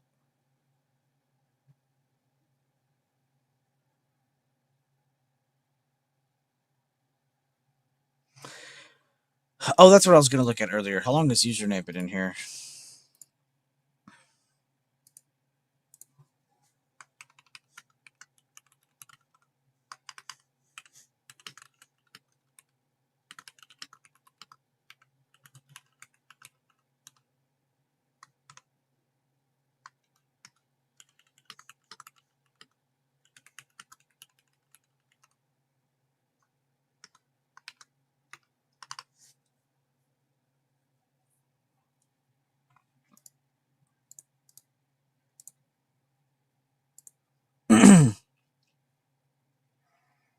It's hitting that level? Oh, it is. Yeah, good move. Like I said, I mean, it kind of still feels like this is telling us this should go down. Like it doesn't really feel like anything changed. I am proud of your trade though, because you got yours. I mean, you were sitting through that for a bit, through some of the choppiness over here. You did good, and now you're getting to see a little bit more of the after effects of your trade too. Like we're actually seeing it go down more. And plus, Kevo's been calling this out like all stream. This recent dip he was talking about it going down again. So I'm also happy to see you just on the right side of Kevo too. Good job though, Kevo. I know Kevo's up a bag right now. Just got back from the farmers down the road, ribeyes for dinner. Dude, that sounds so good. I actually just had a steak yesterday. I had a small, like, tiny one though. Nothing crazy.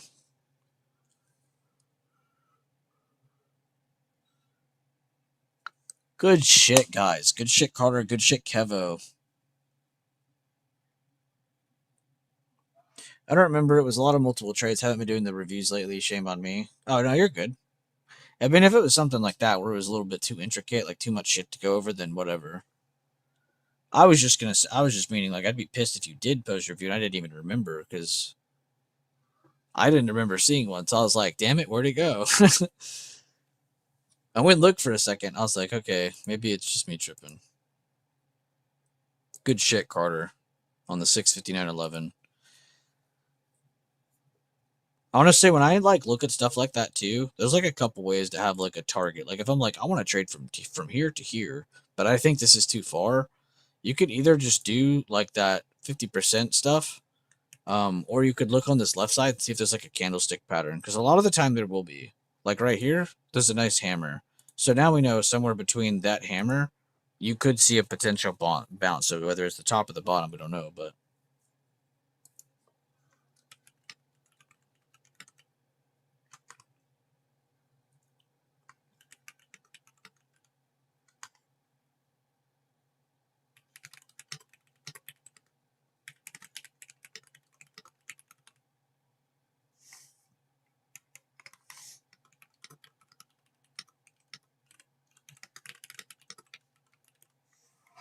it's insane how good Keva's doing right now. But I promise you, it took years of effort. I don't want anyone in here to be like, oh, this is like, Kevo's so lucky. Like, no, he's not lucky, man. He's been working his ass off.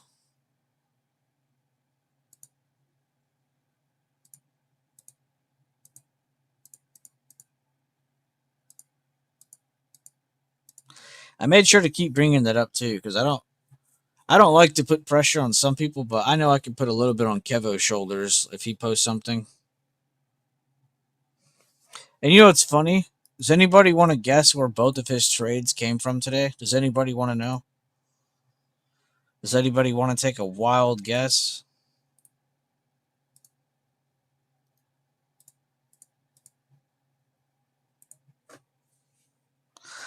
Does anybody want to take a wild guess?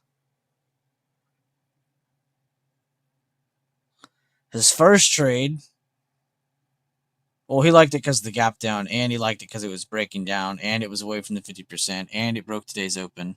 Second trade, he only needed one reason: today's open. And PDL. I think he said PDL as well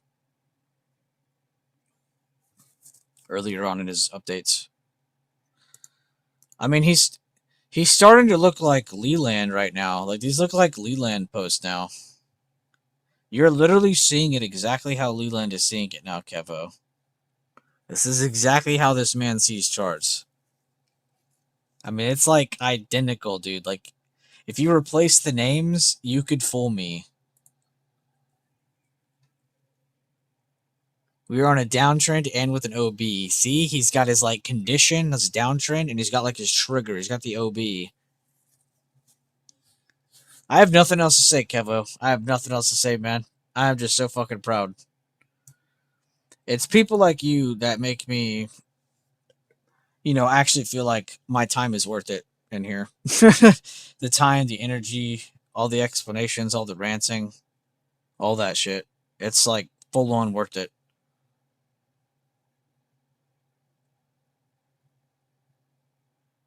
It's worth it too because I could come in here and I could see posts like this. I could see your updates like that, or I could see him from Woots, or I could see him from Username, or I could see him from Sandal, or I could see him from Mike. I could see him from so many people in here. But it's nice to see that effect from not just one person or two people, but like an entire group of us now. Like it's honestly super badass. And sorry, I haven't been even seeing half of these because I've been just catching your updates while streaming.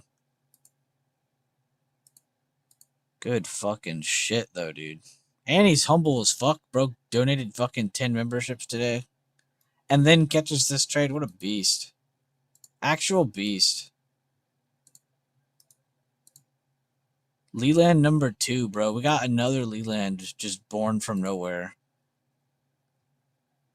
Bro dug himself up.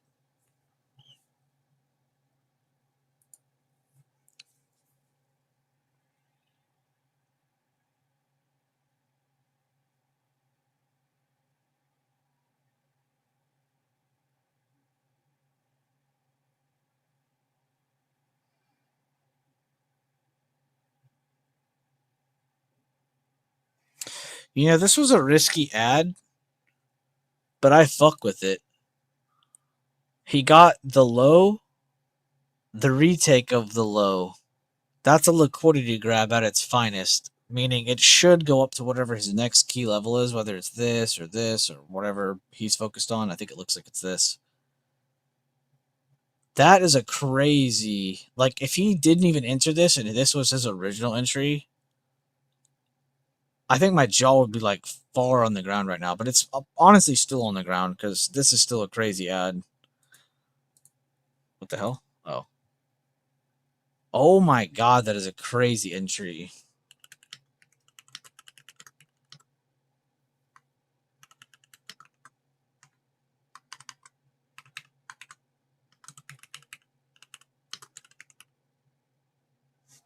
Liquidity grab? Yep, that's definitely it.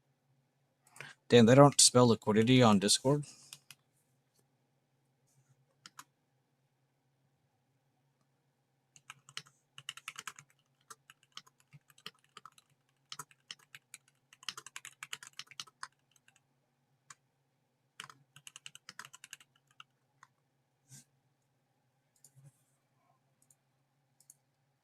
Oh, look, Leland number 1 talking to Leland number 2. Or is it Leland on the same account and he just switched accounts to talk to himself? I could believe either scenario, honestly. What's up, Kevo? Or Leland, should I say? Go Delta on cons. That's why I asked. I saw his CDO and PDL, so looked like good level and lower high position, but price was not moving. I see making 30-minute doji. Usually I don't have patience. That's why I'm wondering how other people holding for how long. Oh, well, I mean, some of them have really strong, like, powerful entries. So some of them know that, oh, okay, as long as I'm under this, I could just keep holding it. As long as it really does just kind of like sit down, like sit sideways, but to a lower high extent, like you just explained, you can hold through a lot of those, and it not be the end of the day, end of the world. But if you end up holding through like you're in a bearish trade and it's like higher lows or even just like actual sideways, not you're saying sideways, but there's actual lower highs there. Because today that wasn't really sideways; that was a genuine lower high. So it's not like when you got into this, it's not like, oh my god, I'm holding this for 20 minutes and it's like a really bad setup. It's like, no, you're holding this and you're literally just need it to pull down. With clear risk of like, okay, this doesn't look good. But you also need to add your pattern recognition too. Like, none of these candles here, what is going on with my chart? There we go. None of these candles here is sitting here and making me feel like, okay, this could go up. Like, oh my god, I hope it's gonna go up soon. You know, so that's another thing. Like, are you holding like through this? Because I think some people look at this and like, yeah, that is sideways. Like, is it though? It just looks like really slow bearish confirmations that are just waiting to finally like break down, right? It took an extra 5, 10, 15 minutes more than you're used to. Then that's just you complain. You know, that's just a complaint. That's not really, it's actually sideways, you know? Not saying you're complaining, Escan, just saying like that's how most people think. They see this and they're like, that's sideways. It's like, is it though? Anybody in my chat would tell you right now that that's an obvious bearish retest. It just needs to go down. Like, that's literally all it's waiting for. I know that's so weird to say that, but with a clear risk, too. Like, oh, okay, well, if a good solid green candle appears, or if anything looks like it's trying to damage and get back above 662, which you could obviously say this did, but it didn't even get above it, so you can't even trick yourself. Very next candle's indecisive, indecisive, bearish, bearish. These two are both bearish. These two are 50-50. This is really nothing. And then you got two bearish. So there's a lot of bearish candles here, you know? And it's on a part of the chart that we would see if I'd redraw it. We had our day kind of go like this, open side, went a little bit up, went down, and then it went up. And it kind of went up to where we literally opened, right? So it's not like we like, and this is the level I talk about the most. Above this, bullish. Below this, bearish in short terms, just to keep it simple. So seeing it go up to this and then seeing it sit for 20, 30 minutes, that's not range. That's not sideways. That's genuinely just good consolidation. You need that to pop up for this to happen, right? If it just went straight up and you didn't get any consolidation, then we're looking at a potential bullish retest now, but it didn't. It just kind of sat under it and didn't once close above it. So in this instance, it's kind of easy to go over. But in those longer instances, which I'm sure you're probably referring to, because I'm sure you've gone through a setup and maybe like even longer than this, maybe this whole chart was full of candles like that. That is something that you need to look at and be like, all right, this is just insane, and just get out of it. Because again, what are you getting in for? Are you getting in for a scalp? Then okay, you don't need to be holding it that long. Are you getting in for a day trade? Okay, you still don't really need to be holding it that long. Let's be honest. But good conversation. I like this. This is probably a bad example though, because it's an easy setup in terms of like, we already know it's bearish. Like we were bearish all morning, right? So it coming up and doing this and going sideways for a little bit, that's not the end of the world, right? But this is kind of an easy example to go over. Whereas there might not be an easy one, right? I'm sure I could back up and find one, but I'm sure you're probably referring to ones where it's a lot longer than that. Which I probably would just use your head in that instance and, like you said earlier, just get out of it because of how much time is sitting under something or whatever. Sorry, I was trying to find the right chart. Here we go.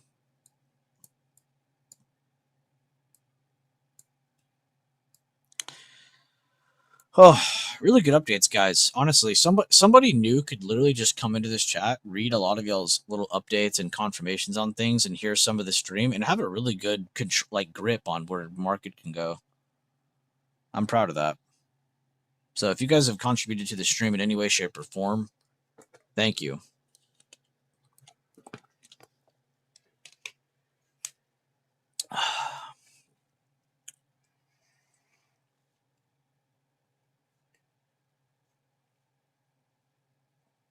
And we broke the IB on the weekly yesterday, giving more information for possible downside. Good looks. Zooming out to that weekly is insane.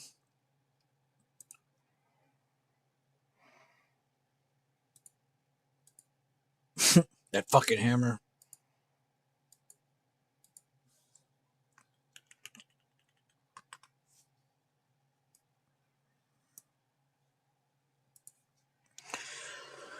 Oh, a lot of talking today. I say that every stream. Like I don't have control over it. I'm honestly blessed though, man. Today is awesome. 16 like gifted memberships or whatever total. That's pretty crazy. In one stream, that's kind of nuts. And thank you guys again. We almost have 40 likes in the stream too.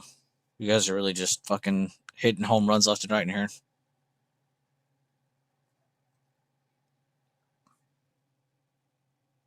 Kevo too, dude. What a beast. In the Discord, he bought that hammer and he got that long and it bounced instantly. It was a crazy entry. Crazy trade. Good work though. And are we above today's open? I believe we are. That move. Yeah. Yeah. Oh, we are. So above that, we could definitely head towards 660, 453, 666, which is the area I told us from the beginning of the day is kind of what decides direction for the day. If we're under this, it's definitely looking a tad more bearish. If we're above it, it's a tad more bullish towards the 670s, which is crazy to say out loud considering how much trading we did around the 680 level. And here we are, $18 down. It's crazy.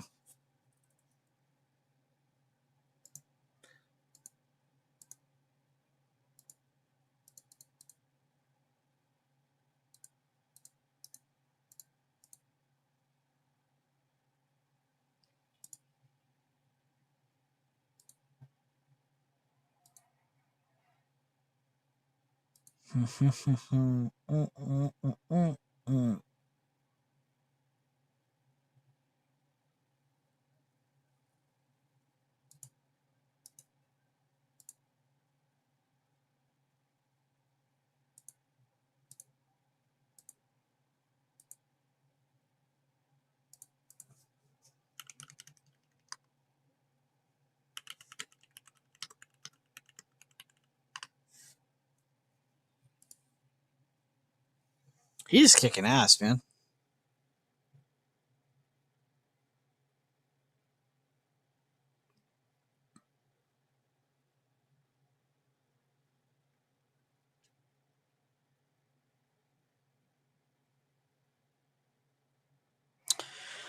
All right, my bad, SK. My bad. I was checking Discord. I'm back.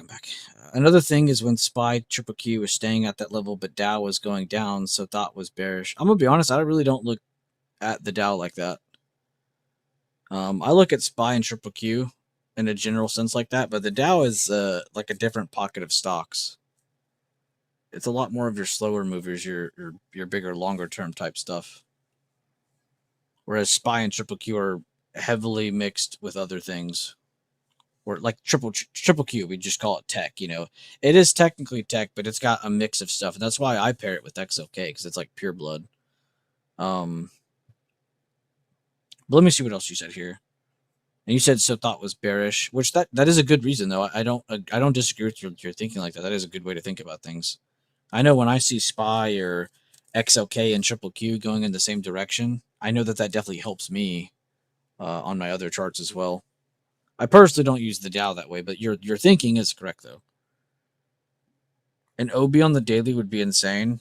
Yeah.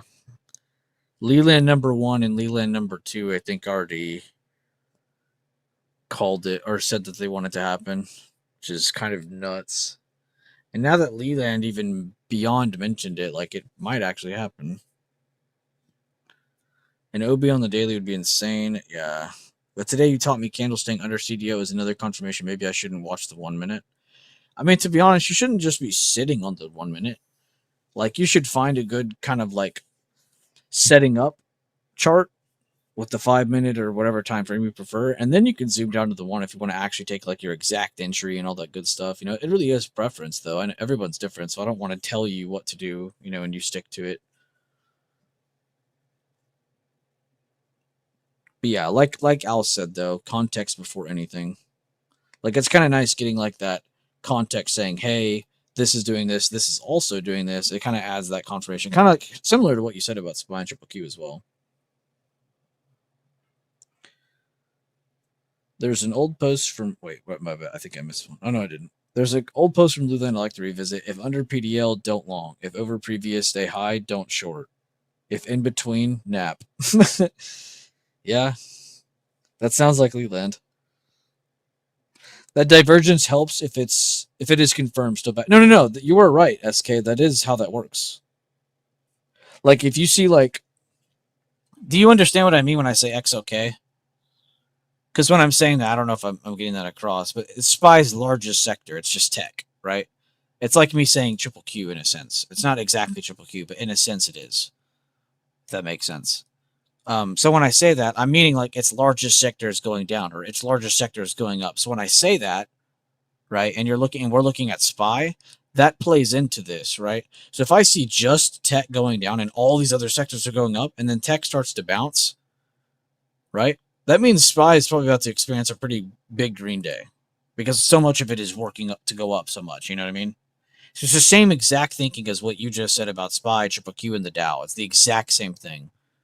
But that's how I use these with that. So it's the exact same thing. That was a good way you put that. And no problem, SK. Thank you for just discussing. I appreciate it. I enjoy it too. Thank you.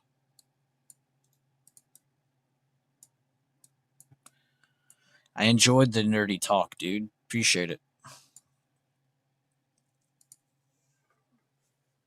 And then remember your key levels. Current day open. Previous day 50%, which is high to low, low to high. Doesn't matter how you draw it. Previous day. It's just a fancy way of getting the middle point of the previous day. And then if we have a gap, you can add that 50% as well. which on my chart right now, that's what a lot of these white levels are, or 50% of like gaps from the daily, gaps from the far left, or from the recent left. It just kind of depends. So I'm just using key levels that are pretty much the same thing as what we're using on the smaller time frame. And sometimes you'll see me do this too, SK, and you can do it too if it doesn't bother you. But sometimes I don't even add this level. Like, I know that this is the most important level for like short term movement outside of everything else that I'm looking at, you know? So if I see this go up and reject, I know, okay, I'm just looking for it to break current day open now. If I see it go down a bunch and it's holding and basing and going back up, okay, it needs to go back up to current day open at least. Right? It's the same thinking. And vice versa if you have like a 50% gap or a 50% previous day to work alongside. And then sometimes when we're lucky enough, we get areas like this or like this where they're close, and you can almost use it as like a combined area to help you make your decisions, you know? Don't trade the in between. But yeah, I like how you put that, Dr. J. I appreciate you reposting that because that is genuinely correct. Like, you really shouldn't go long if you're under previous day low, unless you have like a very large amount of basing. But we're just basing it off safer probabilities. And then vice versa. You really shouldn't be shorting above previous day high because a lot of the time in those scenarios, you are going up above previous day high or vice versa down under previous day low. It's not only until you make that low, higher low, or liquidity grab, even like we're seeing here with the break and retake within 2 candles, you know, that you could start to become short-term bullish towards something that you fell from. That's when you can do that. And that's why I discussed the second thing, the second confirmation, so much, because that is honestly a lot of the time what sets you up for instantly a good trade and you're on a good entry with clear risk. Okay, if I'm wrong, I cut here kind of thing. Okay, holding these 2 cons and chilling. I'm good for the day. Round of applause for Kevo, everybody. Drop an emoji in the chat for Kevo. If you've seen any of his posts, drop an emoji on them. I mean, seriously, this guy, like, I didn't think you could top yesterday's performance for the week, and you kind of shit on it. So, round of applause to Kevo, for real. Like, I'm not even lying. I'm really happy for you, and I appreciate you, man. Seriously, it means a lot that you even take the time to even share any of this stuff in here. You know, you could leave me hanging, but you don't, so I appreciate that. That is a safe base rule. There's a ton of nuance for more experienced traders, but when I'm struggling, I go back to basics. Exactly, though. Exactly, Dr. J. If I could pin 2 messages, I would pin both of those right now. Your last 2 messages are gold.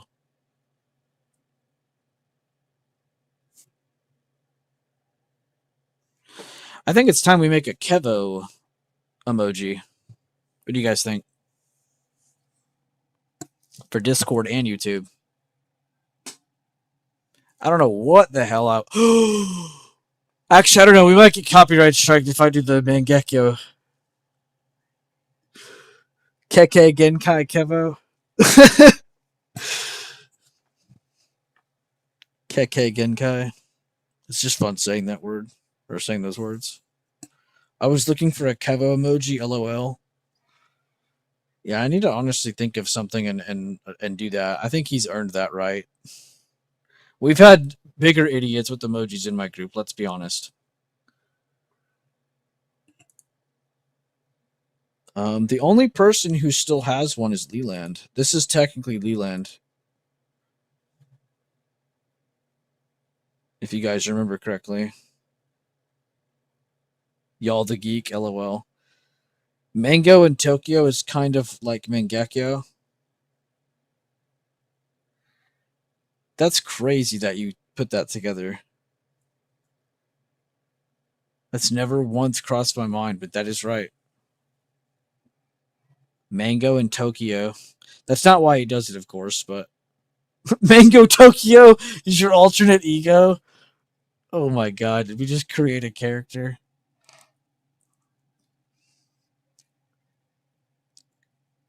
Mango Tokyo. I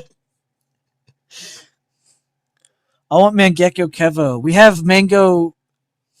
I can't even remember it now. We have Mango Tokyo at home. I don't want the Mango Tokyo at home. I want Mangekyo.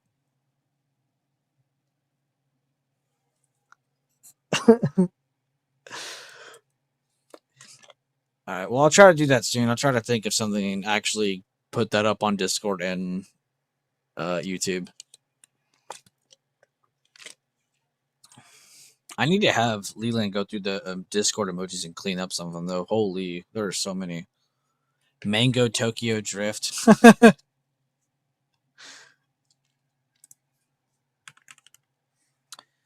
Damn, that is a pretty sexy looking mango in the emojis. I'm not gonna lie. Wait, how is that Tokyo? Could someone explain to me what that is? Does that not look like the Eiffel Tower colored?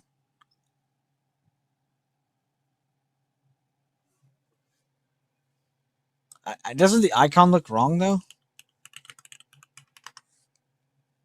I mean, I guess it is right, actually. I guess I'm the dumb one.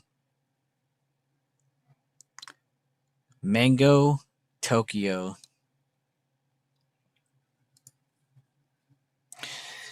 Honestly, Kevo deserves it, bro. He donated like 10 memberships in here today, and one of them went to him somehow. I genuinely have never seen that. That was so funny seeing that. I remember I was like reading off the names, and I was like, because I normally do that. I'm like, okay, shout out to this guy, this guy, this guy. You know, thanks for getting or good job getting the membership, blah blah blah. Right? But I think it's just the Eiffel Tower shape that's got us fucked up. Because that is technically the shape of the Tokyo Tower. I literally just Googled it. That's actually very accurate. That's a very accurate emoji.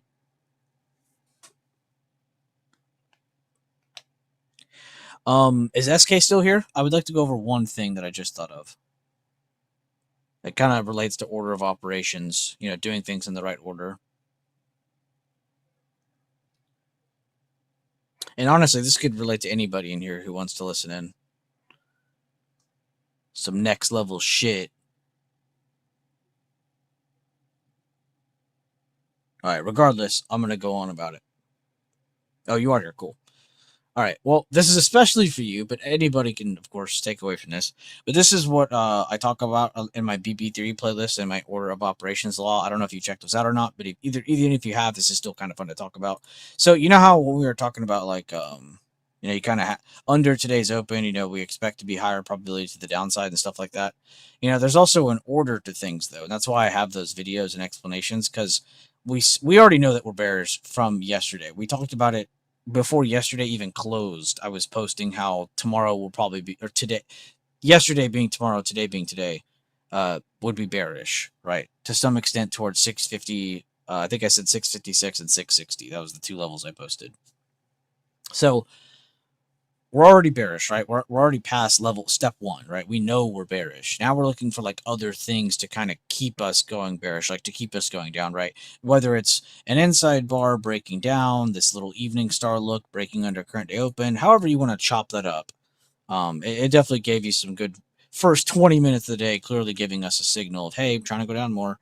But there's also like kind of a thing that goes on where if we already went down from our bearish confirmations, like should we just keep looking for more and more and more and more and more? No, there is going to come a point where it does end up reversing. And that's where your base build kind of comes from. And that's why I always say, don't catch your first thing that goes up. You want to look for that second thing. And what you're looking for here is either like a perfect hold or in this case, like a liquidity grab. You see how we went down and closed and then retook again, right? We couldn't have done this price action at the open. You can't just have a liquidity grab just happen at a flat open. That doesn't just that's not even possible, right? It has to go down first and create that risk reward value of, hey, people who are trying to go bearish more, you're going to end up potentially getting more downside, so you're going to end up getting a good trade. If that ends up reversing, what do you think happens to all those people that were super super bearish with the high confidence of it continuing to go down? That's going to cause a surge in price to go back up, and that's why we call it a liquidity grab, because it's so powerful. You have people switching from selling, shorting to, oh shit, let me cut. What are they doing when they're cutting that position? They're not just cutting it and it goes to nothing and they get their cash. They're cutting it and someone's buying that, causing it to go up more. So that's where you get that surge, right? But you don't just get that from the gate, right? You have to have that pullback into that second thing. I'm calling it the second thing just to keep it super simple. That second higher low, whether it's a perfect touch, a perfect hold, it's almost never perfect. Sometimes it ends up going up and it comes down to just the halfway point of this move. You can see in this instance, it went all the way down below the level and then it retook the level, So it's a little different. Sorry for all the ugly lines, but so as you can see, there is like an order to things, right? We knew we were bearish because of context, right? So we need to look for literally anything to tip it over.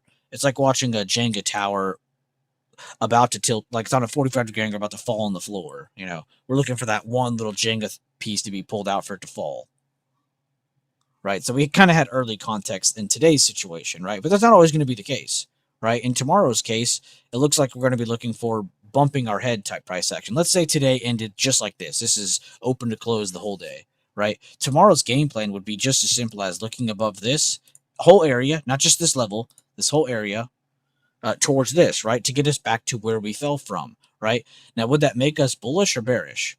Nothing. That would make us probably a little bit more bearish than bullish, but almost 50-50 because we don't know what's going on, right? So until we see a decision made here, we don't know what kind of context. So let's say the day is closed, right? And the next day opens flat. We know that if we get a breakout, there's a huge chance it is trying to go up to this level, right? So that's something we can kind of forward prep for. And that's what I'm trying to talk about, like doing things in the right order or finding those little comfort zones in between where a good trade can possibly happen because of recent context or because of some, candlestick pattern holding some level, or maybe you have room to another area. An area that maybe you saw 50 candlesticks held it, and then it finally broke, and then you saw us go back towards it. Damn well that was a really good support at one point. So if it rejects that, now that turns almost just as bearish as if you were a bull on the opposite side of that thing, So now you're almost like super bearish because you saw just how bullish it was and how everybody was trying to buy and go long, and then it failed. So sometimes it's just about getting context and then understanding like there is an order to things. And that's why I really like this playlist, because I really do go through a lot of that stuff. And I'm a little bit more organized than what I'm saying here in the stream, of course, because, but yeah, that's all I got. I didn't know how to end that. My neck's kind of hurting now. I need to quit bending over when I read. I'm like turning my neck to read every time.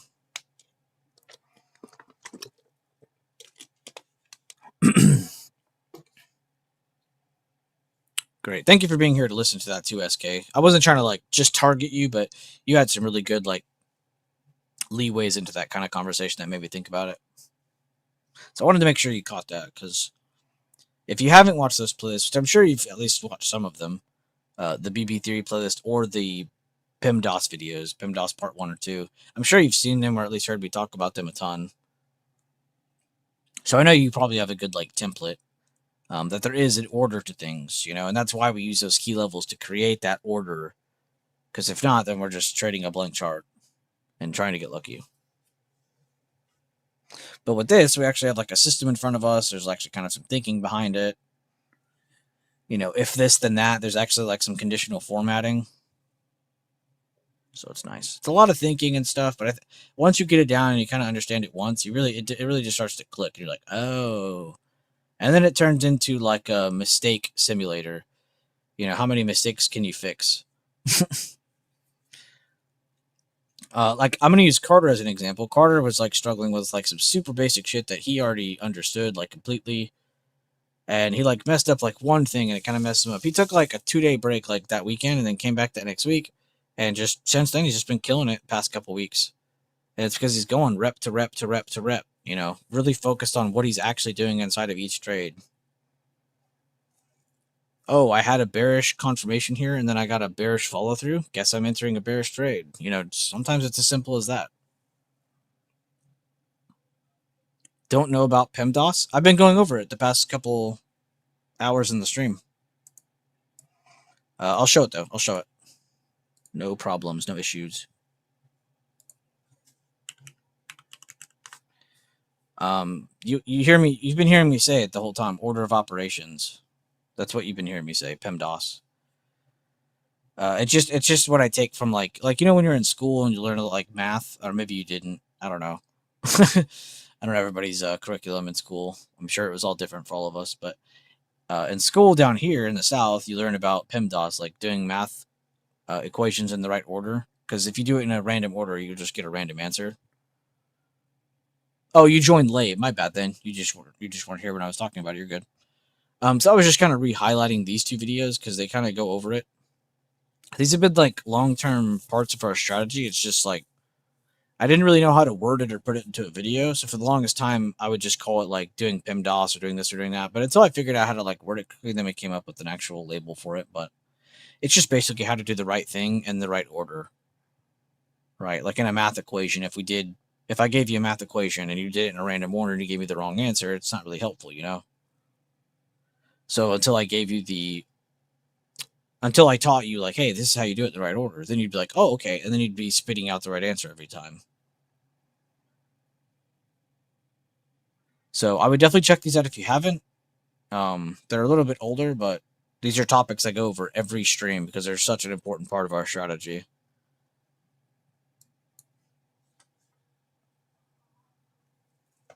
Oh, I think I put both of those in this playlist too. Oops. Yeah. So if you just go to the Welcome to BB playlist, they're in here as well. If you don't want to have to type it in. We'll rewatch. Good. Yeah, I figured you watched these. I was gonna say. I just sometimes I word it differently. Like sometimes I call it PEMDAS because that's what it stands for. Parentheses, exponents, multiplication, division, addition, subtraction. That's what it stands for. But it's called the order of operations. So that's just what I call it in trading.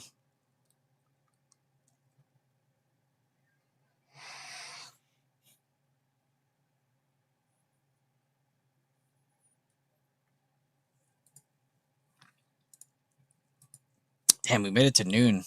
I'm impressed. Probably got a good boost because of all the trades and callouts today. Honestly, I think definitely made time fly today. Shout out to Kevo, shout out to Carter, shout out to Garden, shout out to anybody in here who shared any kind of update to any extent, even if it was just the smallest of updates. You are still appreciated.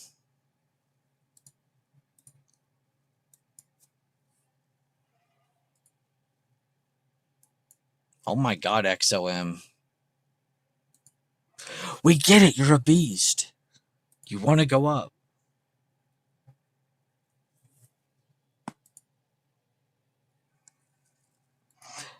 Yeah, I would start looking for a base build market now, guys.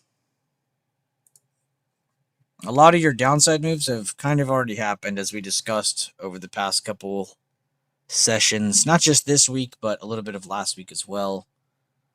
So honestly, I would start looking for some base building, but in the mindset of also understanding that after that base building, some more downside occurs. We're not going to be sitting here surprised at all. If more downside occurs, cool. If more upside occurs, cool. You know, right now we're in a pivot position. But look for some range type price action, a lot of up days, a lot of down days, a lot of mixing of those days in between. I don't think you're going to get a lot of just straight up or straight down for a little bit, just based on the daily time frame and what we're seeing there. Especially with some of our weights, you can see I'm going through a lot of the market's largest weights, and very few of them are like this chart, where it's just free falling or going up into the sky. You know, a lot of them are kind of falling into a support that they've previously made already. Some of them are just kind of ranging already from a support they've made previously, as you can see with their Intel and SPY and Triple Q. I think even small caps even. So, what a fucking awesome market, man. Beautiful opportunities have been given to us. And we have NVIDIA earnings tomorrow, so I probably won't swing anything. We're still in WBD, but that's a loss, obviously, as you could tell. Thank God we scalped, am I right? Because, yeah, that one's not doing too hot.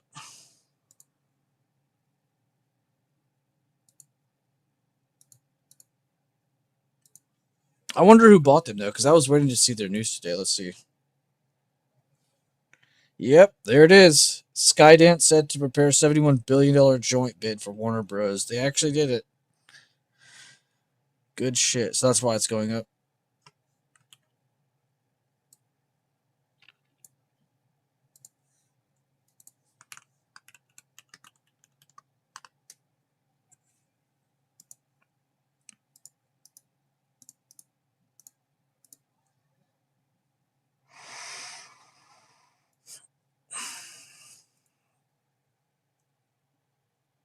Great place for a bounce. Looking good on multiple time frames here. I added more call spreads or credit spreads.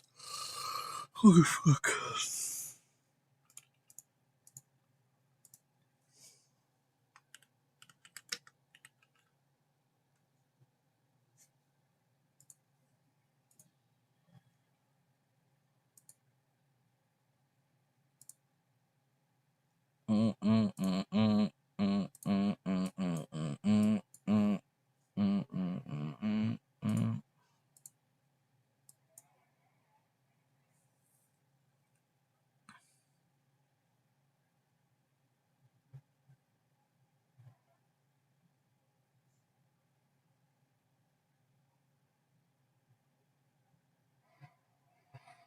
That's crazy. I didn't even get to exit to the beginning of this candle because of that candle. I saw it pop up my alerts and I was like, what the fuck?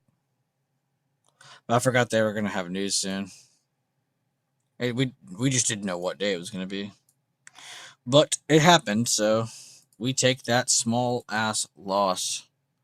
Though that might be one of the cheapest swings I've ever posted. So I guess I can't be too mad about it. I won't take it too much to heart like the other one. You can't close it? Yeah, you're probably not going to be able to then. I was only able to close it for 17. But that's because I was in the middle of that candle. But now that it went up more, it's like the spread's between 0 and 90, meaning it's probably just worthless because of news. But I would wait and see because you have end of months. I'd wait and see if it settles a little bit more. But with that bid news, this is like someone buying out them basically. I'm not surprised to see it go up. Just sucks we were in that. Oh well. Can't complain, I guess.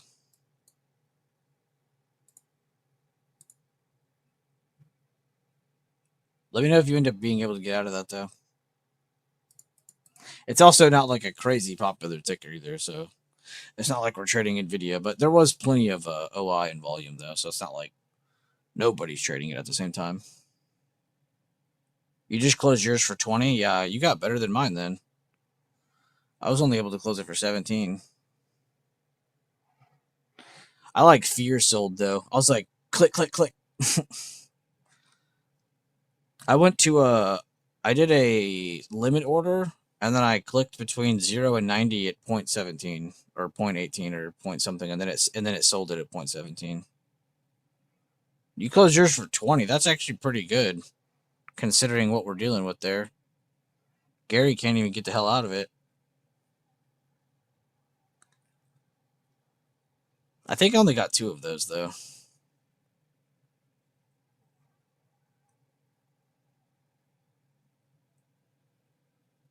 That does suck, though. I'm not going to lie. Like, in terms of, like, timing on that. I gotta sit back for a second. What's up, Matty Ice? What's up? Why'd you say holy tits? Because of WBD or because of SPY? Or the market in general? Or just tits?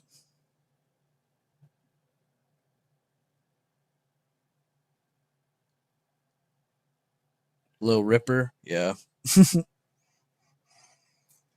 That sucks. What's good with WBD? They're getting bought out.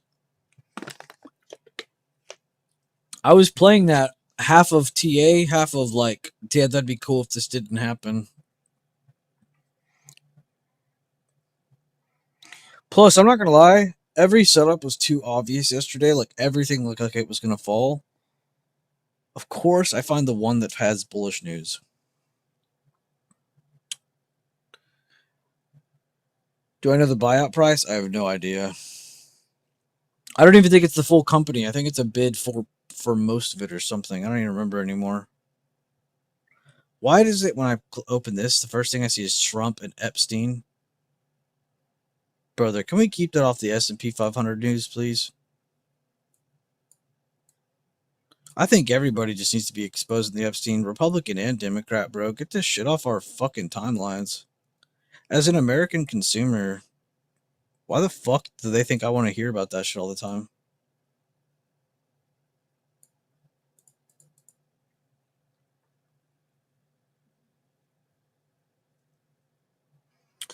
It went from Democrats release the files to Republicans release the files to nobody's releasing them.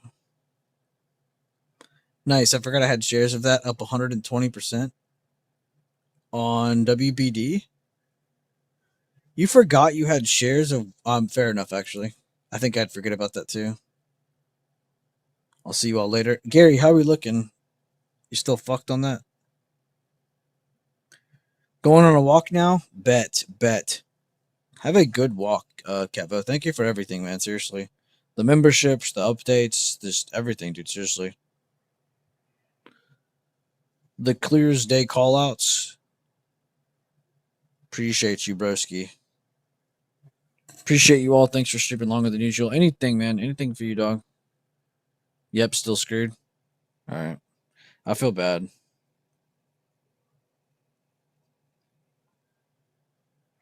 I think I feel bad because I didn't put the proper message with my post. I just typed it out like a play. I said moving right after I posted, of course. That's all I said. I should have typed. This isn't my usual setup. This isn't my usual ticker. And there was news recently with the potential of more news coming out.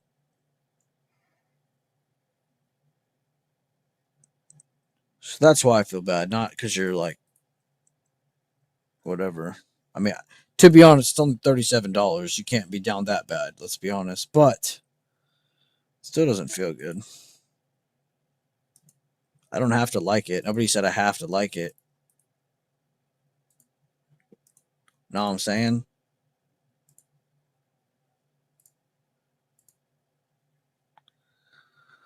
Only 15 shares. Sadly, got them at 10.50. Jesus, bro. Well, good for you, man. Of course, Matty Ice of all people. It happens. Yeah, I know, but I should have typed them more shit. I did say some of that stuff in stream, but regardless, I should be typing it all out. I mean, I knew about the potential of the news coming out. It's not even shocking to me, but that sucks. I shouldn't even be that mad, actually. It's not even that expensive of a play. But I don't like to talk like that because then it starts to deteriorate your quality of life. Then everything just is connected to how much it's worth. Oh, it's not even a good play. I don't give a shit. It was only good because it was $400.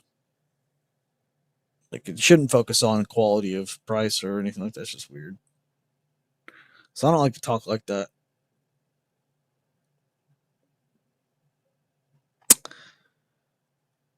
Well, on SPY here, pretty easy decision making. Does anybody want to jump the gun and tell me what they think that the chart needs to do next for both buyer or seller?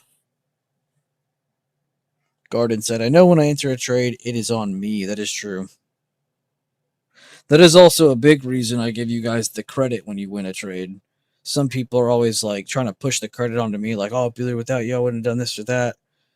You guys need to understand, when I'm giving you credit, I don't care if I literally told you when to buy and sell. You're still the one that is putting yourself at risk. So just like when I'm giving you credit, it's like the other side of it too. If you're going to lose the trade, it's kind of on you. But that's why I also give you guys the credit. When you guys win a trade, I don't give a fuck if I literally did it for you. It is still all credit to you. You're the one who had to actually do it and apply that emotional level of risk. You know what I mean? That feeling of, yes, I know I'm in a position that I can lose money. You know what I mean? Looking bearish. I agree. Novel Views. Great name. So what I was going to say for both buyer or seller really is short-term direction really is going to be decided from here now that we've taken this bullish hammer. But it is on the back end of a pretty nice drawdown, let's be honest. I mean, from the all-time high, I believe, what was the number, guys? It was 652 or 654 or 656. I have to go look in the chat. But we are almost down to 5% from the all-time high as an actual correction, which is actually pretty common. I'm not going to lie. This is actually a really good pullback amount. So there's a couple things that can happen. Now, Remember, when I'm going over this, guys, and I'm saying bullish and bearish and all these good things, I am about to go over the duration of these things, right?